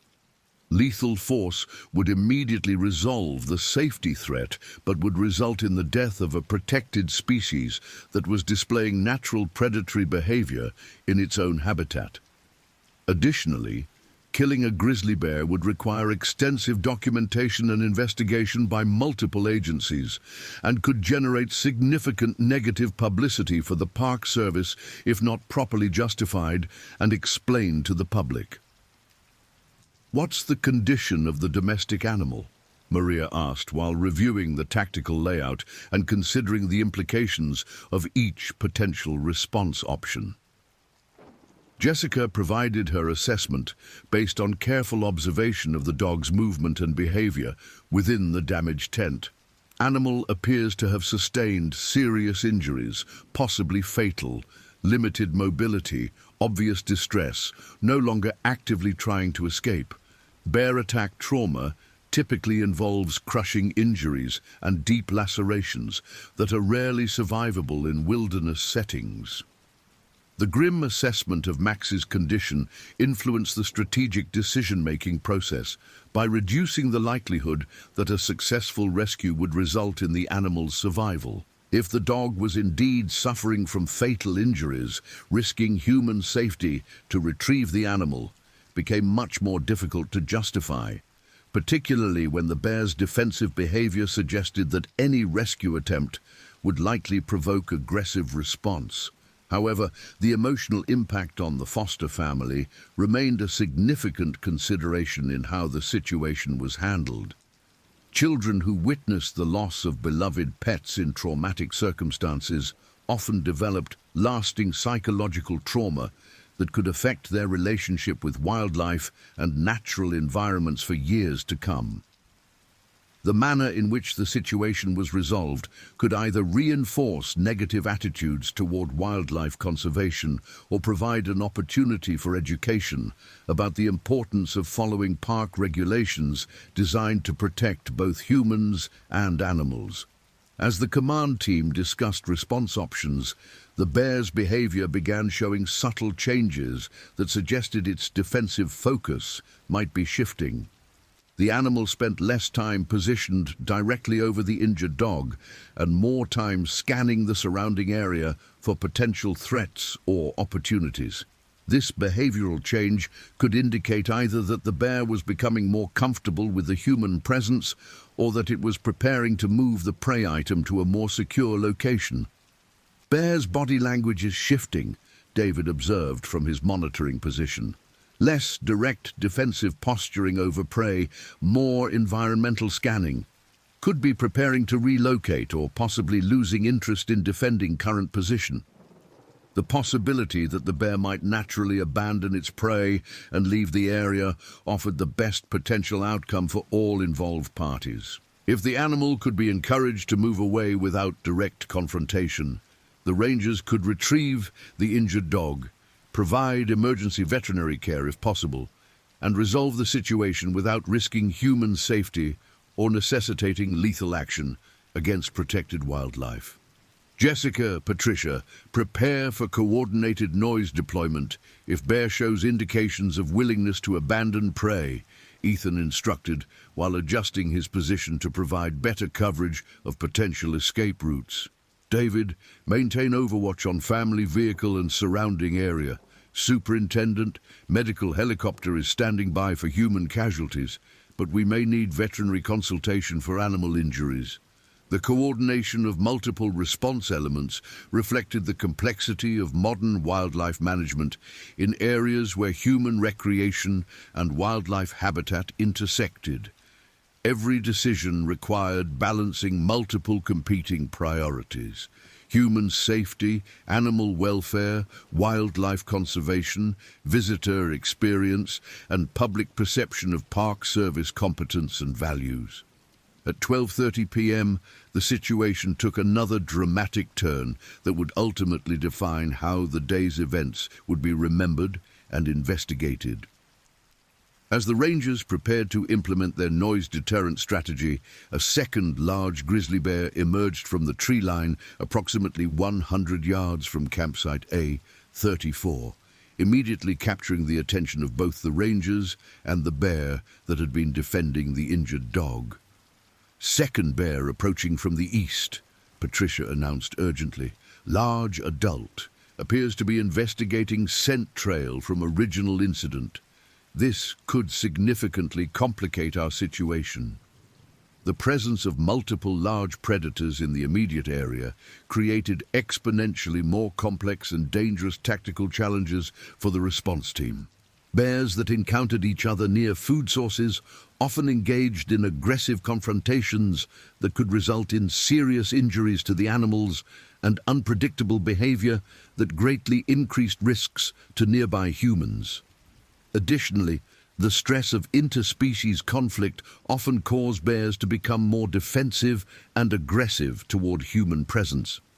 Ethan immediately reassessed the tactical situation while coordinating with his team to address the new threat. All units, prepare for potential multi-bear scenario. Unknown relationship between animals, possible conflict over prey item, enhanced caution protocols now in effect. The approaching bear was slightly smaller than the animal defending the injured dog, but still represented a formidable predator weighing approximately 400 to 450 pounds and displaying the confident movement patterns of an animal accustomed to asserting dominance in competitive situations. As it approached the campsite, the newcomer showed obvious interest in the scent trail left by the injured dog, while maintaining awareness of the larger bear's defensive posturing. Bear social dynamics in competitive feeding situations were complex and often unpredictable, particularly when valuable food sources were involved. Larger, more dominant bears typically claimed the best feeding opportunities, but smaller animals sometimes successfully challenged dominant individuals through persistence, opportunistic timing, or alliance formation with other bears. The outcome of such encounters depended on numerous factors, including the animal's previous relationship, their current nutritional status, and their assessment of the risks versus benefits of engaging in physical confrontation. Superintendent, we now have 2 large grizzlies in the immediate area with potential for aggressive interaction, Ethan reported, while maintaining visual contact with both animals. Recommend immediate evacuation of all non-essential personnel and expansion of safety perimeter to minimum 200 yards. Maria acknowledged the escalating complexity while coordinating additional resources to support the expanding emergency response. Rogers, copy on 2-bear situation, implementing maximum safety protocols, clearing all non-essential personnel from immediate area. Regional helicopter is inbound for potential emergency evacuation capabilities. The expansion of safety perimeters required coordination with multiple park service units to establish and maintain secure areas that would protect both emergency responders and the growing number of curious onlookers who were attracted by the unusual wildlife activity. Campground hosts were working to evacuate visitors from adjacent campsites, while maintenance staff established physical barriers to prevent unauthorized access to the potentially dangerous area. As the 2 bears became aware of each other's presence, their body language showed the subtle signs of rising tension that often preceded aggressive encounters between large predators. The original bear, still positioned near the injured dog, began displaying more pronounced defensive signals, flattened ears, lowered head posture, and occasional jaw-popping sounds that served as warnings to potential competitors. The approaching bear responded with its own dominant signals: direct stare, stiff-legged walking gait, and raised hackle fur along its neck and shoulders. Inter-bear tension escalating, Jessica reported, while adjusting her position to maintain clear sight lines to both animals. Classic dominance challenge developing could result in aggressive encounter that would significantly increase human safety risks. The potential for aggressive interaction between the two bears created additional urgency for resolving the situation before it escalated beyond the response team's ability to manage safely. Bear fights were incredibly violent affairs that could result in serious injuries to both animals, while creating chaotic situations where wounded, frightened bears might behave unpredictably toward nearby humans. Additionally, the noise and commotion of such encounters often attracted additional bears from the surrounding area, further complicating an already complex emergency response. As tension between the two bears continued to escalate, Ethan made the difficult decision to implement aggressive intervention techniques designed to drive both animals away from the immediate area before their conflict could endanger the safety of emergency responders or trapped civilians.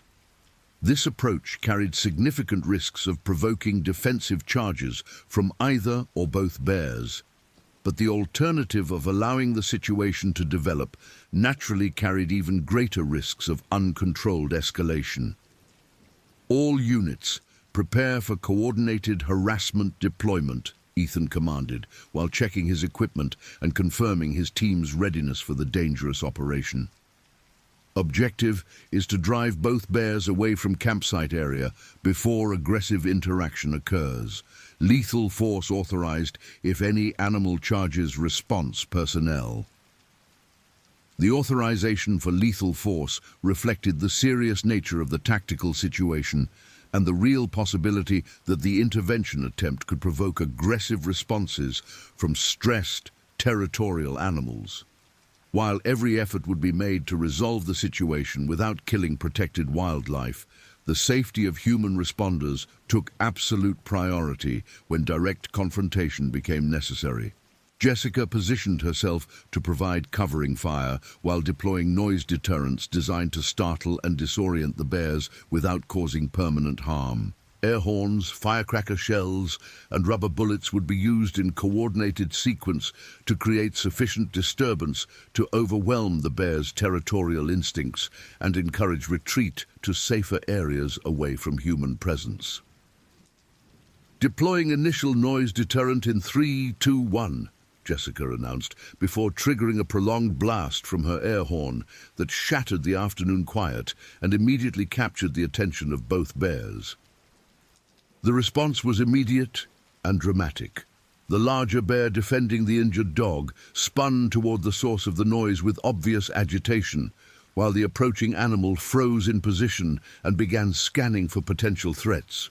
For a moment, both bears appeared confused and uncertain about how to respond to the unexpected auditory assault, providing the rangers with a brief window of opportunity to escalate their intervention before the animals could refocus on their territorial dispute. Deploying firecracker shells, Patricia announced, while firing specialized pyrotechnic rounds that exploded in the air above the bears with sharp, startling reports designed to simulate gunfire and trigger flight responses in wildlife. The explosions echoed across the campground like a string of firecrackers, adding to the sensory overload that was intended to disrupt the bears' territorial focus.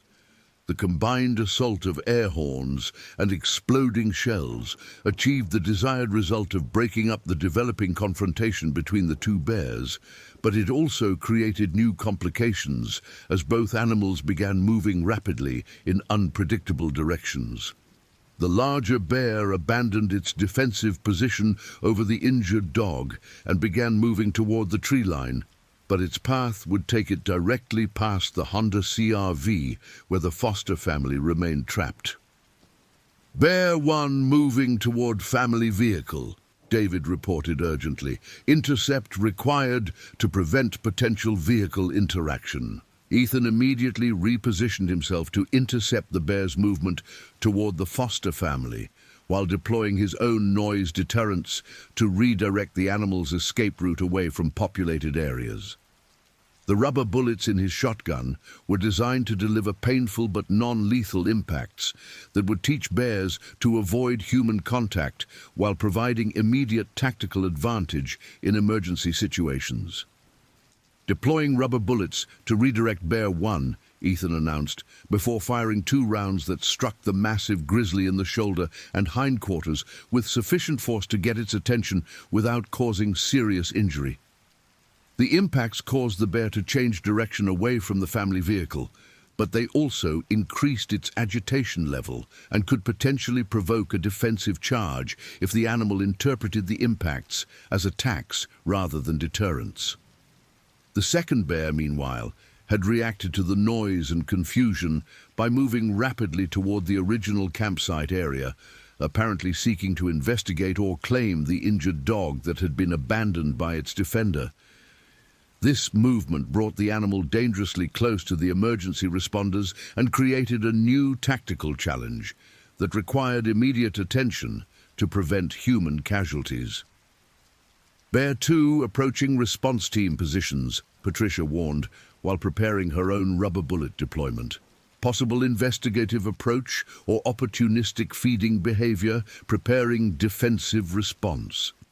The rapid escalation of the tactical situation was exactly the type of scenario that wildlife management professionals trained extensively to handle, but the presence of multiple large predators, trapped civilians, and complex terrain features made real-world implementation extremely challenging. Split-second decisions were required to manage multiple threats simultaneously while maintaining the safety of both responders and civilians. As both bears continued moving in response to the ranger's harassment techniques, the injured dog, that had been the focus of the original confrontation, was finally able to drag itself from the damaged tent. Max's injuries were clearly severe, with obvious difficulty moving his hindquarters and visible wounds on his head and neck, but the animal was still alive and aware of his surroundings. "Dog is mobile, attempting to reach family vehicle," Jessica observed while maintaining her focus on the larger bear's movements. "Serious injuries evident, but animal is conscious and responsive." The emergence of the injured dog created both opportunity and additional risk for the ongoing operation.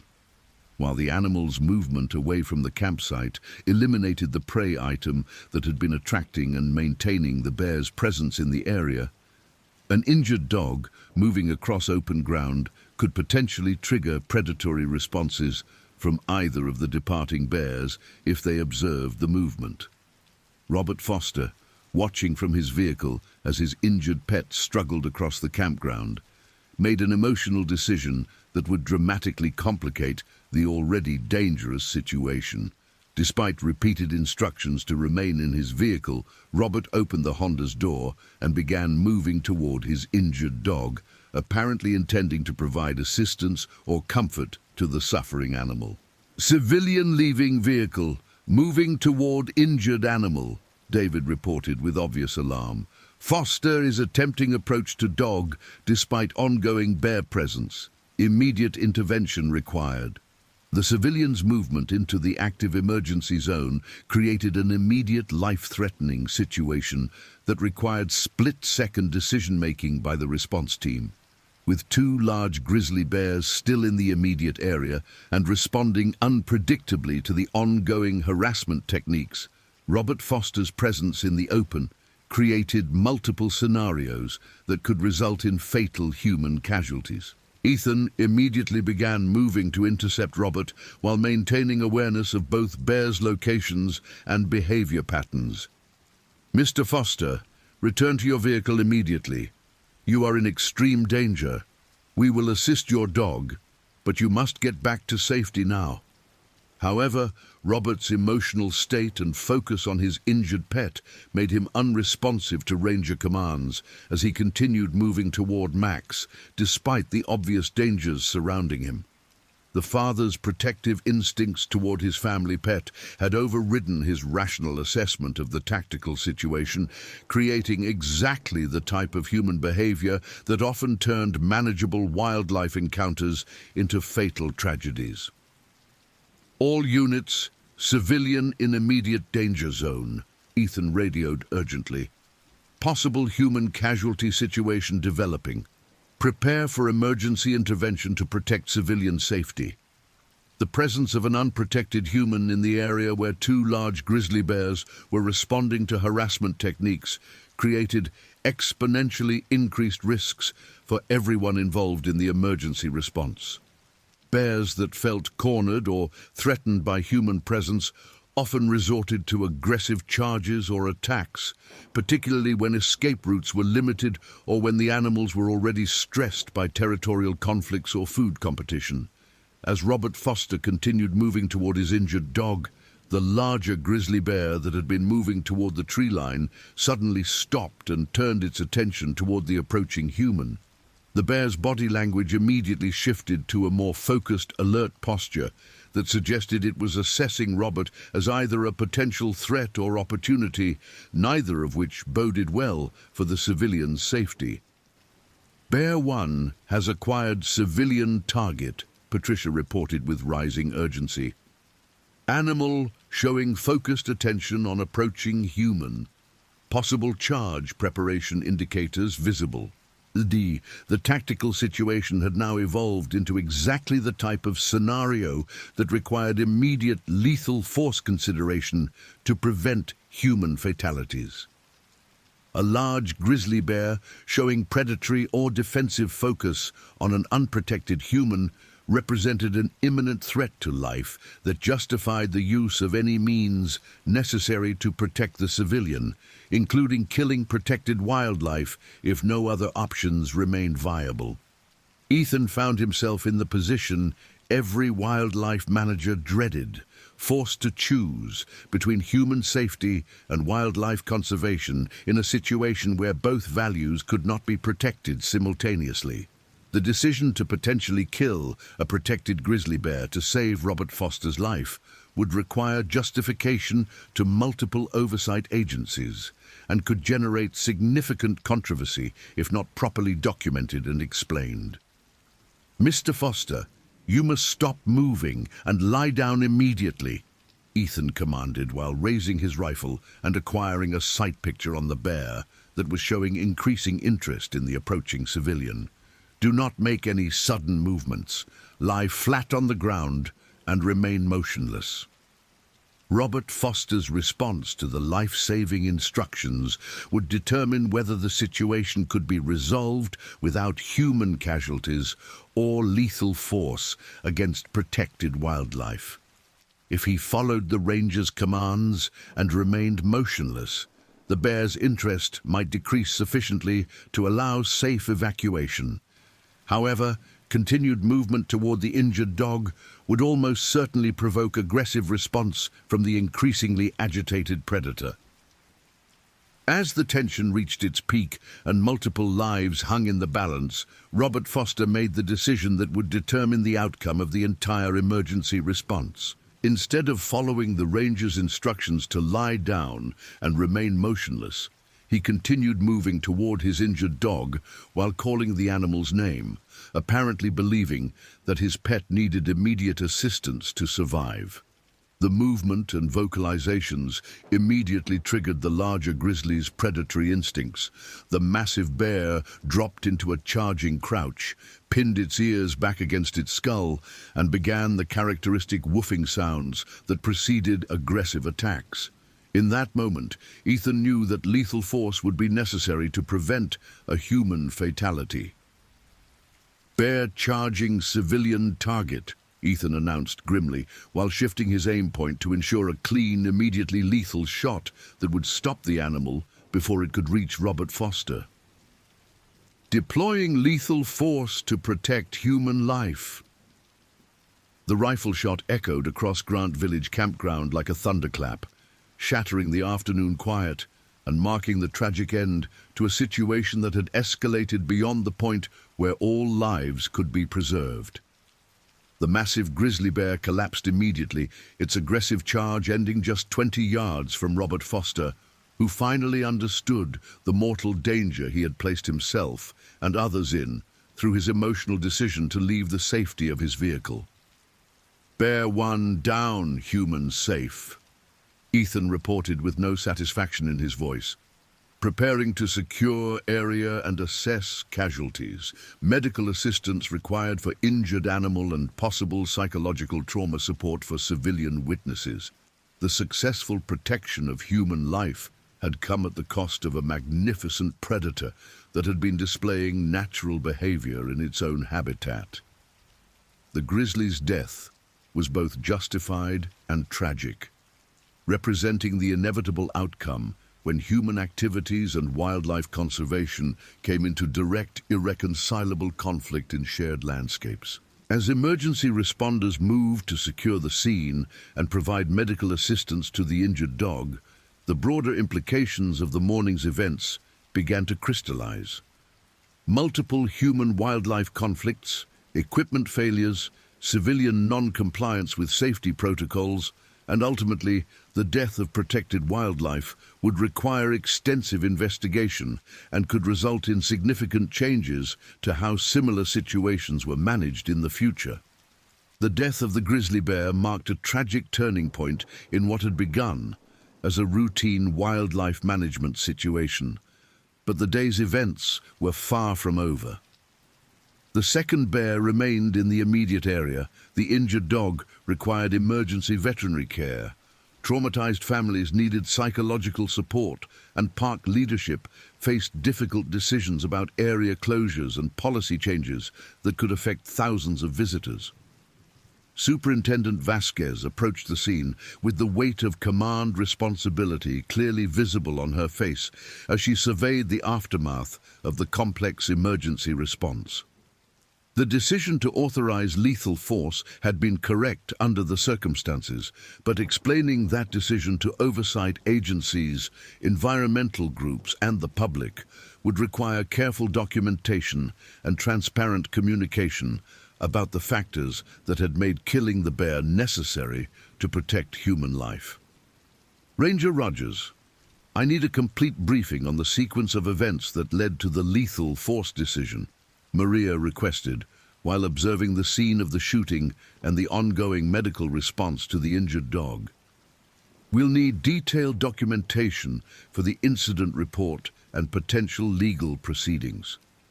The requirement for detailed documentation reflected the serious legal and regulatory implications of killing protected wildlife, even when necessary to protect human safety. Federal law provided specific protections for grizzly bears under the Endangered Species Act, and any lethal take of protected wildlife required extensive justification and investigation by multiple agencies, including the U.S. Fish and Wildlife Service and potentially the Federal Bureau of Investigation. As Ethan began the process of documenting the events that had led to the bear's death, veterinary personnel arrived to provide emergency care for Max, the injured golden retriever, whose protection had initially triggered the territorial behavior that escalated into a fatal encounter. The dog's condition was indeed serious, with apparent spinal injuries and deep lacerations that would require immediate surgical intervention to have any chance of survival. Dr. Sarah Elizabeth Montgomery, the park's consulting veterinarian, conducted a rapid assessment of Max's injuries while coordinating with emergency medical transport for evacuation to the nearest animal hospital equipped to handle trauma cases. Her preliminary examination confirmed significant internal injuries and possible neurological damage that made the dog's prognosis uncertain even with immediate advanced medical care. Multiple rib fractures, possible spinal cord compression, deep lacerations on the head and neck, Dr. Montgomery reported while preparing Max for emergency transport. "Animal is in shock, but responsive, will require immediate surgery and intensive care. Prognosis is guarded at best." The medical assessment of Max's injuries provided important evidence about the grizzly bear's behavior and intentions during the original attack. The pattern and severity of the wounds suggested that the bear had been attempting to kill and consume the dog, rather than simply defending territory or reacting to a perceived threat. This distinction was crucial for understanding the bear's behavioral state and justifying the management decisions that had been made during the emergency response. As the immediate medical crisis was addressed and the scene was secured for investigation, the Foster family faced the traumatic reality of their pet's uncertain survival and their own role in escalating a manageable situation into a life-threatening emergency. Robert Foster's decision to leave his vehicle had not only endangered his own life, but had also contributed to the death of a magnificent wild animal that had been behaving naturally in its own habitat. "We never meant for any of this to happen," Robert said through tears as he watched his injured dog being prepared for evacuation. "We just wanted to have a family vacation and see the park. We didn't understand how dangerous it could be, and I couldn't just watch Max suffer without trying to help him." The emotional trauma experienced by civilian witnesses to wildlife emergencies was a significant concern that often required professional psychological support to prevent lasting mental health impacts. Children who witnessed violent encounters between humans and wildlife sometimes develop persistent fears of natural environments that could affect their relationship with outdoor recreation and conservation for years to come. Linda Foster and her two children, Christopher and Amanda, remained in their vehicle throughout the shooting and its aftermath, but they had clearly seen and heard enough to understand the gravity of what had occurred. Amanda, the 9-year-old daughter, was crying quietly while her mother tried to provide comfort and reassurance, despite her own obvious shock and distress. "Mum, is Max going to die?" Amanda asked through her tears, expressing the fear that all family members were feeling but trying to protect her from. "Why did the bear hurt him? We thought bears were supposed to be nice, like in the movies." The child's innocent questions highlighted one of the ongoing challenges facing wildlife managers: public misconceptions about animal behavior that were often fostered by anthropomorphized media portrayals of wildlife. Many visitors to national parks arrived with unrealistic expectations about wildlife encounters based on Disney movies, television documentaries, or social media content that emphasized the charismatic aspects of wild animals while downplaying their inherent dangers. As the afternoon progressed and emergency responders continued managing the complex aftermath of the morning's events, reports continued coming in of additional bear activity throughout the Grant Village area. The presence of spilled food, the scent trail left by the injured dog, and the stress responses of the surviving bears had apparently attracted other wildlife to the immediate area, creating ongoing safety concerns that would require extended management attention. Dispatch: "We're receiving reports of at least 3 additional bear sightings in the Grant Village area," Carol Peterson reported over the radio. Marina staff report a large bear investigating the boat launch area. Campground hosts in Loop E report fresh bear sign around multiple campsites, and visitor center personnel report a bear attempting to access dumpsters behind the building. The proliferation of bear activity throughout the developed area suggested that the morning's conflicts had disrupted normal wildlife movement patterns and feeding behaviors in ways that could create ongoing safety concerns for visitors and staff. Bears that associated human-developed areas with food sources or territorial conflicts often returned repeatedly to investigate similar opportunities, requiring intensive monitoring and possible area closures to prevent additional encounters. Superintendent Vasquez made the difficult decision to implement emergency closures for the entire Grant Village area, effectively evacuating hundreds of campers and day-use visitors while wildlife managers assessed the scope of the bear activity problem and developed strategies for restoring normal operations. The economic impact of such closures was significant, but public safety required that all necessary precautions be taken when dealing with multiple large predators in developed areas. All Grant Village facilities are hereby closed to public access, effective immediately, Maria announced over the park's emergency broadcast system. All campers must vacate their sites within 2 hours and relocate to alternative accommodations.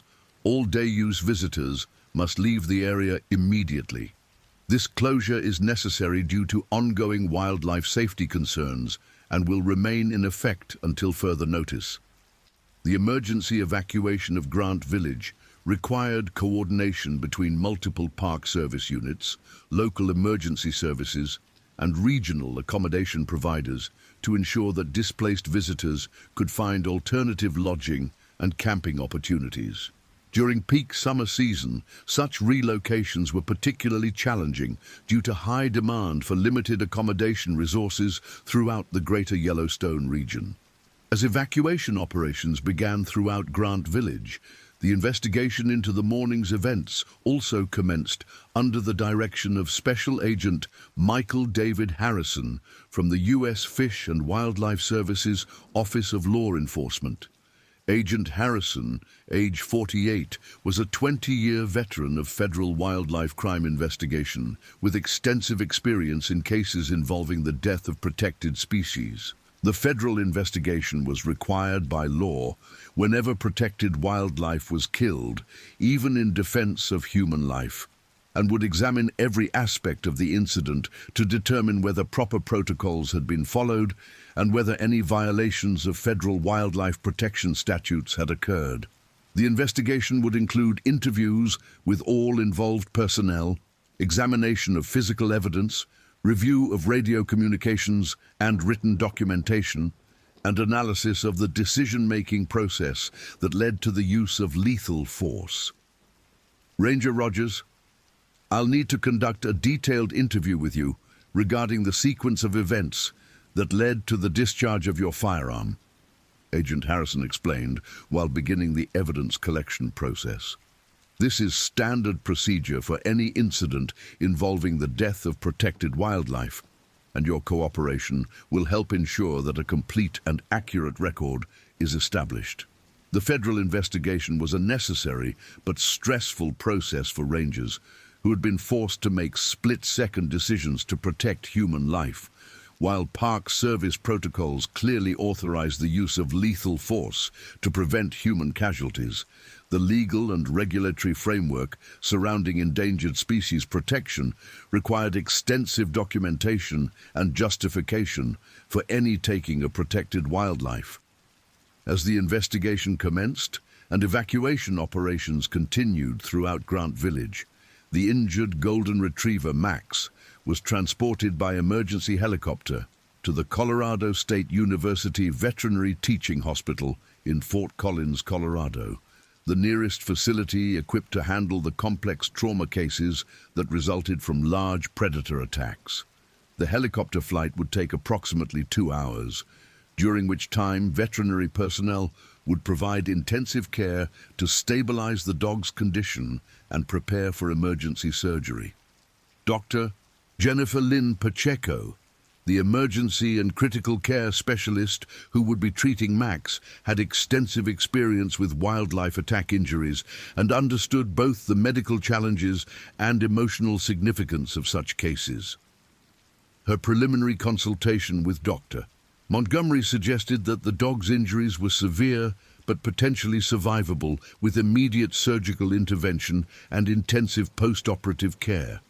We're looking at multiple rib fractures with possible pneumothorax, spinal cord compression that may or may not be reversible, and significant soft tissue trauma, Dr. Pacheco explained to the foster family via radio consultation during the helicopter transport. The next 24 hours will be critical for determining his long-term prognosis. We'll do everything possible to save him. The medical prognosis for Max reflected the tremendous physical trauma that domestic animals typically sustained during encounters with large predators. Grizzly bears possessed tremendous bite force, estimated at over 1,200 pounds per square inch, and their attacks often resulted in crushing injuries to bones and internal organs that were difficult to repair, even with advanced veterinary techniques.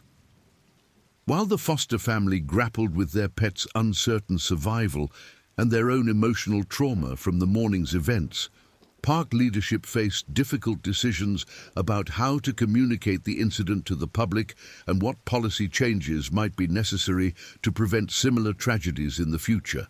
The death of a protected grizzly bear would inevitably generate significant media attention and public scrutiny of Park Service wildlife management practices. Communications.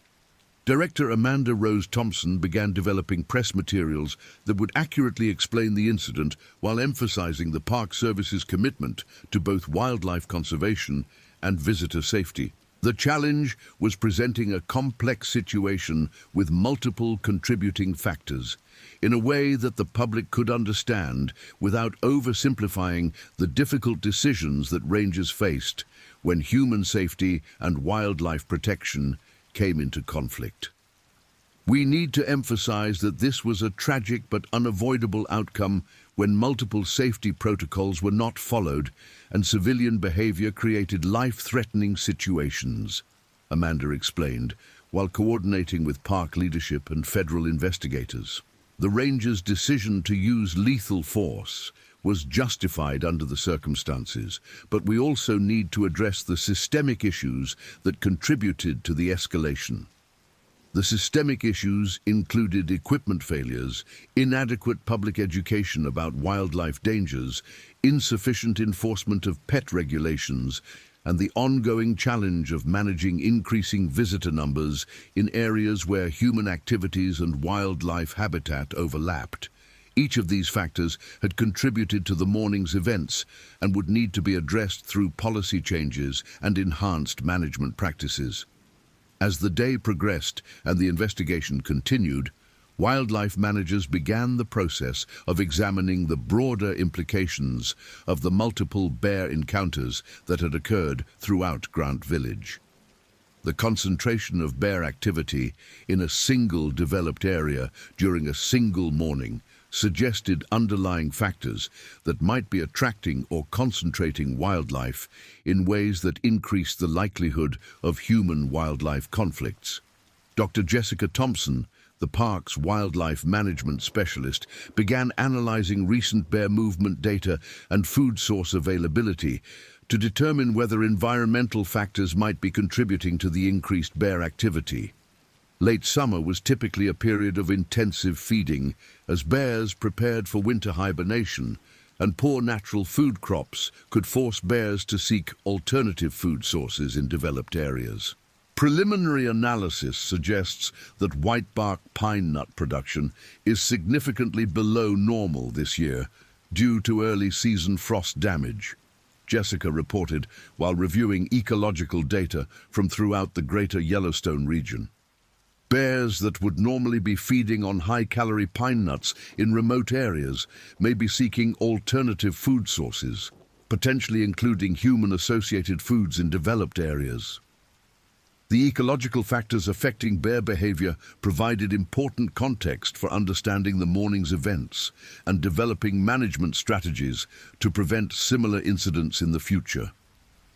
Climate change, disease outbreaks, and habitat fragmentation all influenced wildlife behavior in ways that could increase the likelihood of human-wildlife conflicts, requiring adaptive management approaches that addressed both immediate safety concerns and long-term conservation goals. As the afternoon investigation continued, the scene at campsite A34, where the grizzly bear had been killed, became the focus of intensive evidence collection and documentation. Crime scene photographers documented the bear's position, the damaged tent, and the scattered equipment that told the story of the morning's tragic events. Biological samples were collected from the bear's body for disease testing and genetic analysis that would provide information about the animal's health status and population relationships. The grizzly bear that had been killed was an impressive specimen. estimated to weigh approximately 550 pounds and appear to be in excellent physical condition prior to its death. Preliminary examination revealed no obvious signs of disease or injury that might have contributed to aggressive behavior, suggesting that the animal had been behaving naturally when it encountered and killed the domestic dog that had been illegally present in the park. This appears to have been a healthy, mature male grizzly displaying typical predatory behavior toward a domestic animal, reported Dr. William James Foster, the park's wildlife veterinarian who conducted the preliminary examination. No obvious abnormalities or disease conditions that might explain aggressive behavior toward humans. The animal was simply behaving naturally when circumstances forced human intervention. The veterinary findings supported the ranger's assessment that the bear had not been exhibiting abnormal or problematic behavior that would have required management intervention under normal circumstances. The tragic outcome had resulted from a series of unfortunate events and human decisions rather than inherent problems with the bear's behavior or health status. As the sun began to set over Yellowstone Lake and the day's events drew toward a close, the full scope of the morning's tragedy became clear to all involved. A magnificent grizzly bear was dead. A family pet lay critically injured in a distant hospital. Hundreds of visitors had been displaced from their vacation accommodations, and multiple families faced lasting trauma from witnessing violent encounters between humans and wildlife. The costs of the morning's events would extend far beyond the immediate casualties and disruptions. Federal investigation would continue for weeks, legal proceedings might follow, policy changes would be required, and the public perception of both wildlife management and national park safety would be influenced by how the incident was reported and explained in media coverage that was already beginning to develop. Regional news outlets had begun reporting on the incident by early afternoon, with initial accounts focusing on the dramatic aspects of the bear attack and the ranger's decision to kill a protected species. Social media commentary quickly divided between those who supported the ranger's actions to protect human life and those who criticized the killing of endangered wildlife, reflecting broader societal tensions about wildlife conservation and human development in natural areas. The incident would ultimately become a case study in the complex challenges facing wildlife managers in the 21st century, when increasing human populations and outdoor recreation demands created ever greater pressures on wildlife habitat, while public expectations for both safety and conservation continued to evolve. The decisions made by rangers during the morning's emergency response would be analyzed and debated by professionals, academics, and the public for years to come.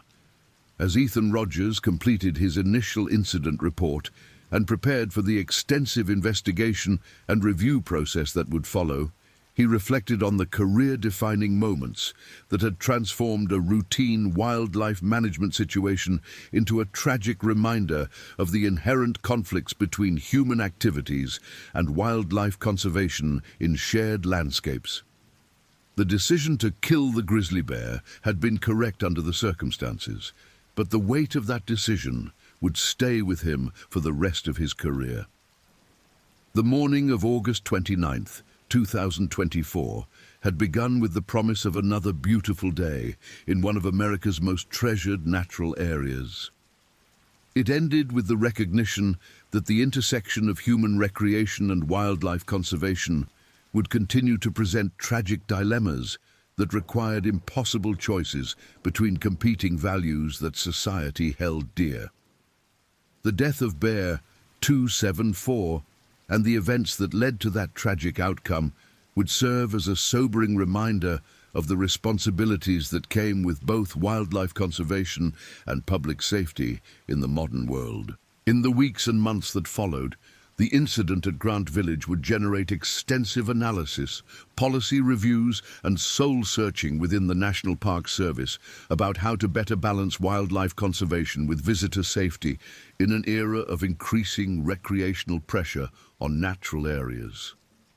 The lessons learned from August 29th would influence wildlife management practices, not only in Yellowstone, but throughout the national park system, as managers sought to prevent similar tragedies while preserving the wild character that made these places irreplaceable. The story of that tragic morning would become part of Yellowstone's complex history, joining the countless other tales of human interaction with one of North America's most magnificent and dangerous ecosystems.